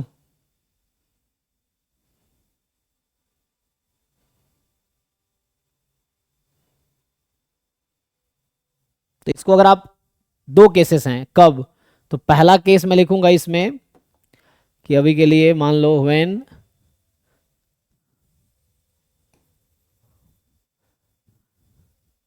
क्रिटिकल रीजन क्या आएगी, एक तो होगा जस्ट क्रिटिकल रीजन लिखता हूं। तो इसको अगर लाइक्लीहुड रेशियो टेस्ट आप लगा लो, कुछ खास नहीं है, आपको पता ही है किस तरह क्रिटिकल रीजन आना है, लेकिन किसी में आएगा क्या? तो लाइक्लीहुड रेशियो टेस्ट लगाओगे तो क्रिटिकल रीजन आएगी xi minus mu whole square less than equal to sum k, और वो k अगर चाहिए आपको साइज अल्फा टेस्ट से, जैसे लिख रहा है कि साइज अल्फा टेस्ट, है ना। तो आपको अगर साइज अल्फा टेस्ट चाहिए तो हम लोग साइज अल्फा अगर फिक्स करेंगे तो फिर साइज का डेफिनेशन यूज करके इस k की वैल्यू आ जाएगी। तो क्या आएगी वैल्यू? तो इस k की जो वैल्यू आएगी दैट विल बी एक्चुअली, अगर आप सिंप्लीफाई करोगे इसका डिस्ट्रीब्यूशन क्या आएगा, काई स्क्वायर n 1 माइनस अल्फा, यही आएगा। अच्छा, अपॉन में सिग्मा स्क्वायर यहाँ रख दीजिए, so upon sigma not square, तो ये आएगा sigma not square summation x i minus mu, और ये सिंपल लाइक्लीहुड रेशियो टेस्ट से ही ये सब आएगा, तो कुछ अलग नहीं है। बट ये साइज अल्फा का है, ये कब लिखा हूं मैंने, ये एक्चुअली ये तब है व्हेन म्यू इज नोन, और अगर म्यू अननोन हुआ तो क्रिटिकल रीजन क्या आएगी? तो यहां पे जब आप ब्रेक करेंगे तो म्यू की जगह एक्स बार आएगा, और जब म्यू की जगह आप एक्स बार लिखेंगे तो उस केस में क्या होगा? तो ये chi square n minus, chi square n minus 1 होगा ना फिर तो। टेस्ट के अंडर में आ रहा है ये सब। हाँ, तो ये सिंपल वही है, बस काई स्क्वायर टेस्ट लिख रहा हूँ, है वही चीजें जो लाइक्लीहुड रेशियो टेस्ट से आएगी, ये है ना। नहीं, काई स्क्वायर पैरामेट्रिक टेस्ट है, ये वो नॉन पैरामेट्रिक जो अभी डिस्कस कर रहे थे, काई स्क्वायर में दोनों है, पैरामेट्रिक एंड नॉन पैरामेट्रिक, ठीक है ना। तो ये पैरामेट्रिक टेस्ट है फॉर दिस, और वो जो तुम बात करो वो नॉन पैरामेट्रिक टेस्ट है, दोनों में काई स्क्वायर है। हाँ, तो दोनों है, तो ये काई स्क्वायर पैरामेट्रिक टेस्ट है। और ये वो सर सिलेबस में है। अब वो लार्ज सैंपल टेस्ट में जो ऑलरेडी डिस्कस कर चुके, कुछ नया नहीं है ये, मतलब मेनली यहाँ पे लिख रखा है ना, तो ये हम ऑलरेडी डिस्कस कर चुके हैं, मैं बता रहा हूँ क्या होगा। तो डिफरेंट केसेस में आपको क्रिटिकल रीजन लिखना है। इसमें क्रिटिकल रीजन क्या आएगा जी, तो एक्स बार यूज करोगे तो वो हो जाएगा n-1 एस स्क्वायर, ये क्या होगा x i minus x bar upon sigma not whole square. Likelihood ratio test लगाओ, इसका प्रूफ किसी बुक में मिल जाएगा आपको। This whole square i from 1 to n, अभी आएगा less than equal to chi square n-1 1 minus alpha. 1 minus alpha क्यों लिख रहे हैं, बिकॉज यू नो अगर ऐसा है, सो दिस इज काई स्क्वायर, अगर यहाँ पे 1 माइनस अल्फा लिख रखा है मैंने, तो इसका मतलब आई की प्रोबेबिलिटी इधर की प्रोबेबिलिटी अल्फा है, साइज अल्फा है ना, तो साइज अल्फा टेस्ट है इसीलिए, ठीक है। तो ऐसा आ जाएगा कब, व्हेन म्यू इज अननोन। और आप देखो ये n-1 एस स्क्वायर है न्यूमरेटर में, अगर आप ध्यान से देखोगे तो व्हेन अननोन, जब ये अननोन होगा ऐसा आएगा। तो काई स्क्वायर टेस्ट क्यों बोल रहा है, क्योंकि टेस्ट स्टैटिस्टिक्स का डिस्ट्रीब्यूशन काई स्क्वायर आ रहा है। जैसे जेड टेस्ट देखते होंगे आप, तो वहां पे क्या है, जेड आ रहा है, जो हम लिखते हैं नॉर्मल में कि x bar minus mu upon sigma by root n more than equal to z alpha, वो जो था, तो वो जेड टेस्ट है, ये काई स्क्वायर टेस्ट है। वैसे एफ टेस्ट में क्या होगा, एफ डिस्ट्रीब्यूशन आ जाएगा टेस्ट स्टैटिस्टिक। तो वैसा कोई ऐसे एग्जाम में ऐसा लिखा नहीं आएगा काई स्क्वायर टेस्ट इसमें पैरामेट्रिक में, वो जस्ट क्वेश्चन होगा, आपको अप्लाई करना है। तो ये सिंपली ये सब चीज़ें जो आ रही है लाइक्लीहुड रेशियो टेस्ट से ही आ रही है, ठीक है ना। किसी को डाउट तो पूछ सकते हो, ठीक है। So where mu is unknown, यहाँ जो लिख रहा हूँ वेयर म्यू इज, ये सब काई उससे लाइक्लीहुड रेशियो टेस्ट से आ जाएगा सब, वेयर म्यू इज अननोन। जैसे बहुत सारे इन्होंने टेबल बना के बता रखा है कि इस केस में ये क्रिटिकल रीजन होगा, इस केस में ये होगा, और ये सबका प्रूफ लाइक्लीहुड रेशियो टेस्ट से आ जाएगा। जैसे इस केस में ये है, अगर यहीं पे मैं उल्टा कर दूं, यहाँ लेस देन इक्वल टू ले ले, और तब क्या चेंजेस आएंगे। अगर इसी क्वेश्चन में मैं अगर करूँ चेंज कि लेट से, सो क्या चेंज आएगा, मान लो अगर ये लिखूं मैं, so what changes will come. अब बताओ, मैं क्वेश्चन बदल दे रहा हूं। तो now the question is actually कि यहाँ पे हो गया लेस देन इक्वल टू, और यहाँ मोर देन कर देते हैं। सो यहाँ लेस देन इक्वल टू, और यहाँ पे हम more than equal to, square था ना, अच्छा यहाँ स्क्वायर लिखा, यहाँ स्क्वायर नहीं लिखा, क्या ऐसा होगा, दोनों जगह स्क्वायर होगा, ऐसा नहीं कि एक जगह होगा एक जगह नहीं होगा, ये मिस हो गया लिखने में, ठीक है ना। या तो एक जगह होगा या दोनों जगह होगा, मतलब दोनों जगह होंगे या दोनों जगह नहीं होंगे। तो यहाँ पे क्या करेंगे, तो ऑल्टरनेटिव डिसाइड करता है क्रिटिकल रीजन क्या होगा। तो ऑल्टरनेटिव में यहाँ पे ग्रेटर देन आएगा, लेकिन ये भी आपको चेंज करना पड़ेगा, है ना। तो ग्रेटर इक्वल टू लिखोगे, यहाँ अल्फा आएगा, यहाँ पे ग्रेटर इक्वल टू लिखोगे तो यहाँ अल्फा आएगा, ग्रेटर इक्वल टू अल्फा। क्यों भाई, क्योंकि इसका अगर हम लिखेंगे तो क्या होगा, देखो अगर आप इसका ग्राफ बनाओगे, यही देख लो, देखो दोनों आगे ना। तो जब आप इसमें अगर देखोगे काई स्क्वायर n-1 अल्फा अगर लिखोगे, so when you write here chi square n alpha, इसको इधर अल्फा है, इधर 1 माइनस अल्फा है। आप कह रहे हो test statistics more than chi square, तो more than chi square alpha आना चाहिए, क्योंकि साइज अल्फा टेस्ट है, ये हम लिख रहे हैं साइज अल्फा टेस्ट लिख रहे हैं, तो यहाँ चेंज आएगा, ठीक है जी। और तीसरा केस क्या आता है, तो थर्ड केस विल बी, इसी में अगर मैं तीसरा केस भी लिखूं, इसी को मैं चेंज कर देता हूं फिर से, तो थर्ड केस क्या होगा,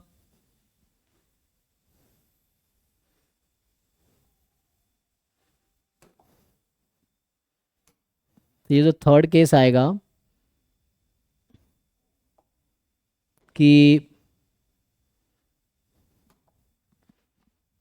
एक में इक्वलिटी एक में नॉट इक्वलिटी, जैसे यहाँ पे इक्वलिटी लगा दूं और यहाँ पे नॉट इक्वलिटी, जैसे this is equal to this is not equal to, तो अब आपको टू साइडेड क्रिटिकल रीजन मिलेगी, है ना। तो क्या होगा, सो यहाँ पे टू साइडेड होगा, ये और में लिख रखा है, ठीक है ना। तो यहाँ आएगा 1 माइनस अल्फा बाई 2, दोनों साइड आएंगे ना, तो यहाँ पे होगा, इसमें बस ये देखना साइज अल्फा होना चाहिए, तो ये है, और जो दूसरा पार्ट है ना, सो यहाँ से क्या आएगा, summation x i minus mu upon sigma not whole square i from 1 to n, ये मोर देन इक्वल टू क्या आएगा, काई स्क्वायर एन अल्फा बाई 2, ये आएगा देखो।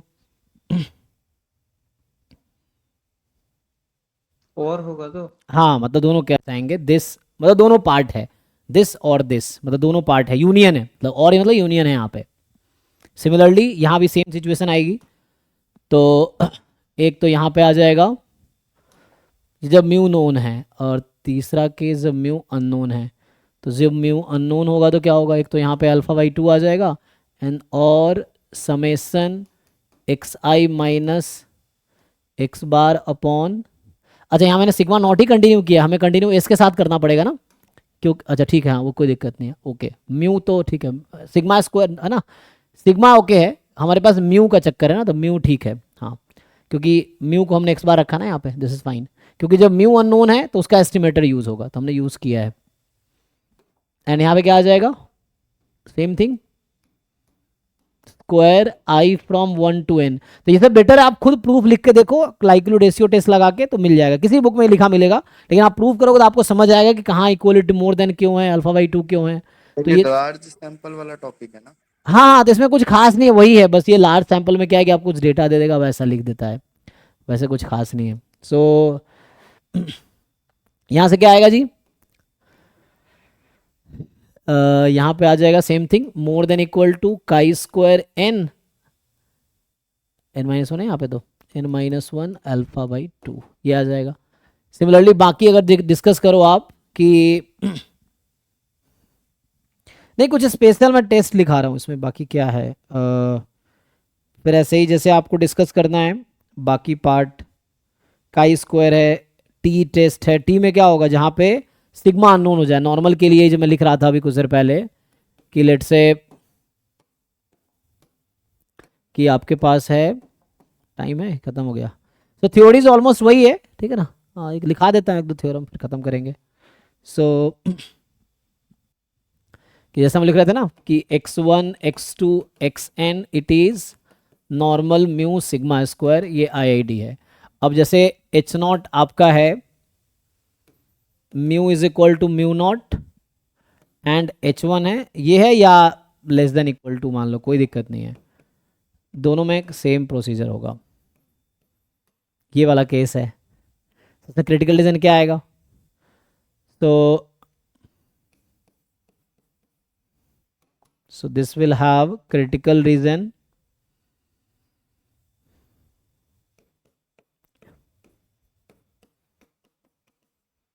more than z alpha, ये रहेगा कब, when sigma is known, यही ना, ये जेट टाइप का हो गया। इसी में क्या होगा, अगर सिग्मा अननोन हुआ तो ये बनेगा x bar minus mu upon s by root n, यही होगा। तो म्यू की जगह म्यू नॉट आएगा, क्योंकि साइज अल्फा यूज कर रहे हैं हम लोग, तो साइज यूज करेंगे तो म्यू नॉट आ जाएगा। This is more than equal to क्या आएगा अब, तो क्वेश्चन है इसका डिस्ट्रीब्यूशन स्टैंडर्ड नॉर्मल था इसलिए जेड आया, इसका डिस्ट्रीब्यूशन कितना आता है, ये टी एन माइनस 1 आता है, तो यहाँ आएगा टी एन माइनस 1 अल्फा, ये आ जाएगा कब, व्हेन सिग्मा या सिग्मा स्क्वायर, कोई भी लिखो, सिग्मा लिखो sigma square, sigma is unknown. तो ये टी टेस्ट टाइप का हो गया, ऐसा ही। बाकी वैसे ही बाकी केसेस में लिख सकते जैसे मैंने पहले लिखा है, तो दूसरे केस में ऐसे ही हो जाएगा। मेनली एक और केस लिख देता हूँ नॉट इक्वल टू वाला, बाकी अपोजिट तो ऐसे ही हो जाएगा।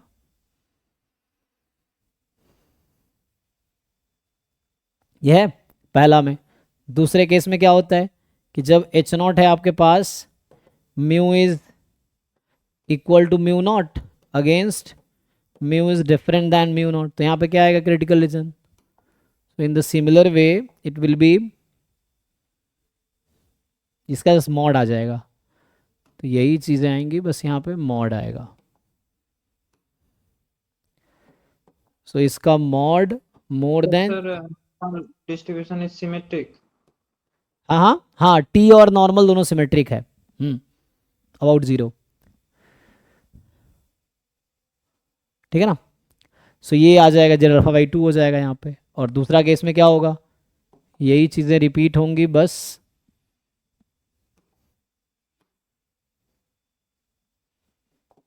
यहाँ से क्या आएगा, जैसे यहाँ अल्फा बाई 2, यहाँ मॉड लग जाएगा, ऐसा कुछ देख लीजिए। तो सिग्मा इज अननोन, बाकी दूसरा केस वैसे ही है। एक और केस अगर लिखूं मैं कि इसमें जैसे, तो यहाँ जेड और टी यूज हुआ है ना, जनरली इसको लिखा जाता है जेड टेस्ट, इसको बोलते हैं टी डाउट टेस्ट। क्लास कब से है? अभी भी 11:30 के बाद होगी। तो यहाँ से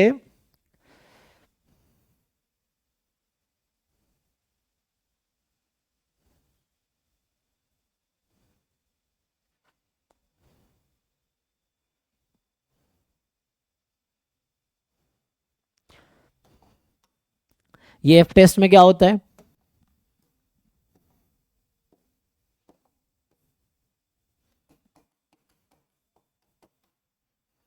एफ टेस्ट में क्या होगा, मतलब एफ टेस्ट का मतलब क्या है कि जो क्रिटिकल रीजन है या टेस्ट स्टैटिस्टिक है वो एफ डिस्ट्रीब्यूशन में आ जाएगी, इसीलिए।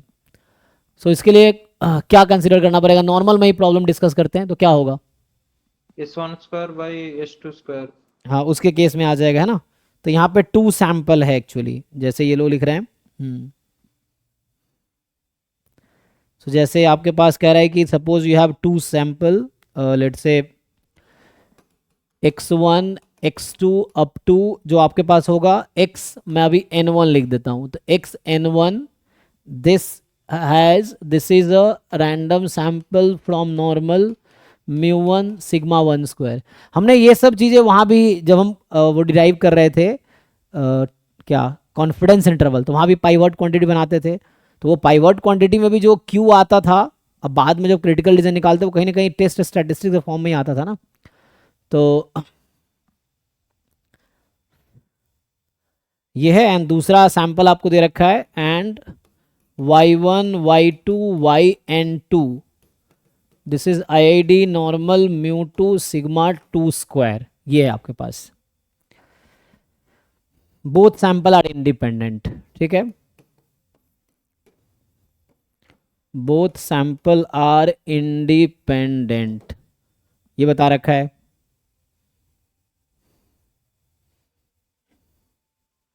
अब आपसे पूछ रहा है कि सपोज मुझे जैसे पहला क्वेश्चन में अगर यही लिखूं कि if I want to discuss sigma 1 square is equal to sigma 2 square, ये जैसे पहले लिख रहा है तो वही लिखता हूं, this against, so this is h0 against, अगर हम डिस्कस करें sigma 1 square more than sigma 2 square, तो क्या आएगा critical reason.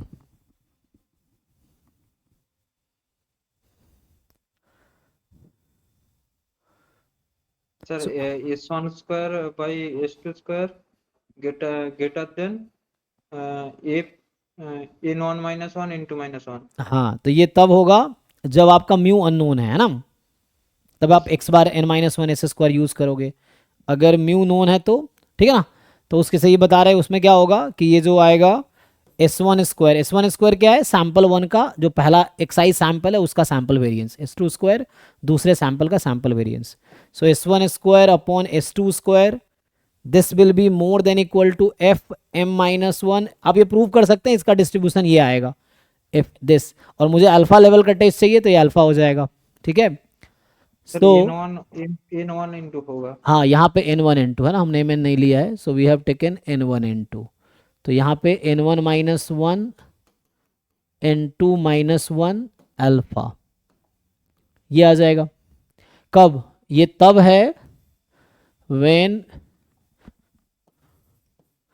μ1 and μ2 are unknown, तब है ये, तभी μ1 की जगह x1 बार और μ2 की जगह x2 बार यूज हुआ होगा, तब आके ऐसा आया। अगर नोन होता तो क्या होता, तो एस स्क्वायर क्या होता है, जो n-1 अगर दोनों तरफ ऐसा करें तो यहाँ पे समेसन xi माइनस x बार का ऐसा आया होगा ना होल स्क्वायर, तब x बार की जगह म्यू यूज होगा, तो यहाँ पे क्या आएगा summation xi minus μ1 whole square, और यहाँ पे आएगा summation yi minus μ2 whole square. यहाँ i फ्रॉम 1 टू n1, यहाँ i फ्रॉम 1 टू n2 ऐसा होगा, एंड सो इसका जो डिस्ट्रीब्यूशन अगर आप निकालोगे this will be f m n, क्योंकि इसको जब सिग्मा स्क्वायर से डिवाइड करोगे उससे बाद में रिड्यूस हो जाएगा वो, है ना। सिग्मा 1 स्क्वायर सिग्मा 2 स्क्वायर से डिवाइड करोगे तो कहीं ना कहीं ये chi square m chi square n बन जाएगा, तो उसका रेशियो एफ बन जाएगा, एफ एम एन। तो मैनिपुलेट करके आप प्रूफ कर पाओगे। सो ये आएगा दिस कॉमा अल्फा। सिमिलरली बाकी दो केस वैसे ही लिखे जा सकते हैं जैसे लिख रहा हूँ। तो सिमिलर वे में बाकी दो केस भी जैसे अभी तक लिखे हैं वैसा लिखा जा सकता है। सो दिस इज है ना, जिसको एफ टेस्ट लिखा गया है। और ये सब किसी बुक में है, जो मैं लिखा रहा हूँ ये वीके और वैदगी की बुक है, आप देख सकते हो। तो ये चैप्टर नंबर 10 में है, वीके और वैदगी में चैप्टर नंबर 10 में सेक्शन, ये पार्ट सेक्शन 10.5 में है। इसके पहले वाला पार्ट 10.4 सेक्शन था, उसके पहले वाला जो सब सेक्शन होते हैं बुक में, और उसमें 10.3 में था। तो अब यू कैन सी दैट वहाँ सारे फॉर्मूला टेबल बनाकर उन्होंने लिख रखा है कि इस क्वेश्चन के लिए ये क्रिटिकल रीजन है इस कंडीशन में। तो उससे क्या होगा कि जैसे अगर ये सब याद रहेगा एग्जाम में, अगर ये क्वेश्चन आया तो आपको अलग से ये फिर लाइक्लीहुड रेशियो से डिराइव नहीं करना पड़ेगा। यू विल ऑलवेज, मतलब आपको पहले से पता आपको क्रिटिकल रीजन क्या होना है। आप H0 H1 देख के बता पाओगे क्रिटिकल रीजन होना क्या है। तो बेटर आप ये याद कर लो। कहाँ से याद करोगे? मैं बोला वीके रोहतगी एंड AKMD सलाह वाली बुक है, introduction to probability in statistics. उस बुक में चैप्टर नंबर 10 में ये सब गिवन है आपको, पर जस्ट गो थ्रू हो जाओ। टेबल बना के दे रखा है कि इस क्वेश्चन के लिए ये क्रिटिकल रीजन है अंडर दिस कंडीशन, जब म्यू अननोन है नोन है, तो ये सब टेबल बना रखा था, यू कैन रिमेंबर। तो यही चीज़ है। तो इसके साथ ही थ्योरी इसका कंप्लीट हो गया, ठीक है ना। तो थ्योरी ऑलमोस्ट वही, हमने PYQ ऑलरेडी सारे ऑलमोस्ट कर ही लिए हैं। अब बाकी आप ट्राई करके आओ, ये जो असाइनमेंट है PYQ वाला इसको कंप्लीट करके आओ, कुछ रहेगा तो डिस्कस कर सकते हैं, बट थ्योरी ऑलमोस्ट हो गया है, खत्म हो गया है ना। सो ये अभी नेक्स्ट क्लास में अगर डाउट हुआ तो ठीक है, नहीं तो हम लोग ये वाला पार्ट स्टार्ट करेंगे। So will start with this portion, stochastic process, ठीक है ना। सो ये स्टार्ट करेंगे। तो अभी हमारा शुरू से यहाँ से स्टार्ट करके हमने ये पार्ट कंप्लीट कर लिया है, तो स्टोकेस्टिक प्रोसेस हो जाएगा, तो यहाँ तक कंप्लीट हो जाएगा। फिर ये 3 टॉपिक बचेंगे, नॉन पैरामीट्रिक, मल्टीवेरिएट, रिग्रेशन, ठीक है ना। तो अभी ये पार्ट आगे कंटिन्यू होगा। तो अभी यहीं स्टॉप करता हूँ, डाउट क्लास कंटिन्यू करते हैं। तो डाउट वालों, हाँ काई सेंट्रल काई स्क्वायर और नॉन सेंट्रल काई स्क्वायर में बेसिक डिफरेंस क्या होता है? हाँ, बेसिक डिफरेंस ये है कि जैसे आप जानते हो कि लाइक नॉर्मल जो है, suppose x has a distribution normal 0 1, so what is distribution of x square? Chi square. हाँ, तो ये आप ट्रांसफॉर्मेशन, हाँ मतलब chi square 1। So when we say just chi square mean central, it is central obviously, है ना। जब हम जस्ट बोलते हैं T distribution, F distribution, chi square distribution, so it is obviously central distribution, ठीक है, ये आता है। और इसका PDF हम लोग कैसे निकालते हैं? You can derive by this. अगर y बराबर x स्क्वायर ले लूँ, सो fy ऑफ y बराबर fx at x1 dx1 upon dy plus, इससे भी डिराइव कर सकते हैं। सो अगर मैं ये बोल रहा हूँ अगर डिराइव करना हो तो इससे आ जाएगा। तो ये तो हो गया central chi square. So this is called central chi square distribution. जो x स्क्वायर का आएगा सेंट्रल काई स्क्वायर डिस्ट्रीब्यूशन। और इसमें क्या है कि suppose x is now normal mu comma sigma square, now x square का क्या डिस्ट्रीब्यूशन आएगा? तो with the same procedure you can find the distribution of y, right. तो अब जो PDF निकल के आएगी ना, अभी इस मेथड से यहाँ पे तुम x के PDF में नॉर्मल 0 1 का PDF यूज करोगे ट्रांसफॉर्मेशन करने में, क्योंकि यहाँ पे होगा क्या ना, y बराबर x स्क्वायर है ना, जब x निकालोगे तो प्लस माइनस रूट y आएगी। तो इसी को x1 x2 लिखा है मैंने वहाँ पे, यहाँ भी ऐसे ही होगा। So when you solve x, it is, जिन लोगों ने ट्रांसफॉर्मेशन पढ़ा उनको समझ आ रहा होगा मैं क्या बोल रहा हूँ। सो ये यहाँ से प्रूफ इससे आएगा, मैं बोल रहा हूँ प्रूफ इससे आएगा। अब x स्क्वायर का जो भी PDF निकल के आएगी, so that will be called non central chi square. सो काई स्क्वायर 1 डैश कर दो, तो काई स्क्वायर 1 डैश कर दिया मैंने यहाँ पे। डैश का मतलब ये हो गया है ना, ये कुछ नया नाम दे दो, है ना, something. So this will have non central chi square distribution, या कुछ अलग स्टार लगा दो चाहो तो। सो this is non central chi square distribution, okay sir, ठीक है ना। तो x स्क्वायर की जो PDF निकल के आएगी, नॉर्मल 0 1 के स्क्वायर की जो PDF होगी, that will be the non central chi square, ठीक है। Thank you sir. जी थैंक यू। चलिए स्टॉप करते हैं, थैंक यू।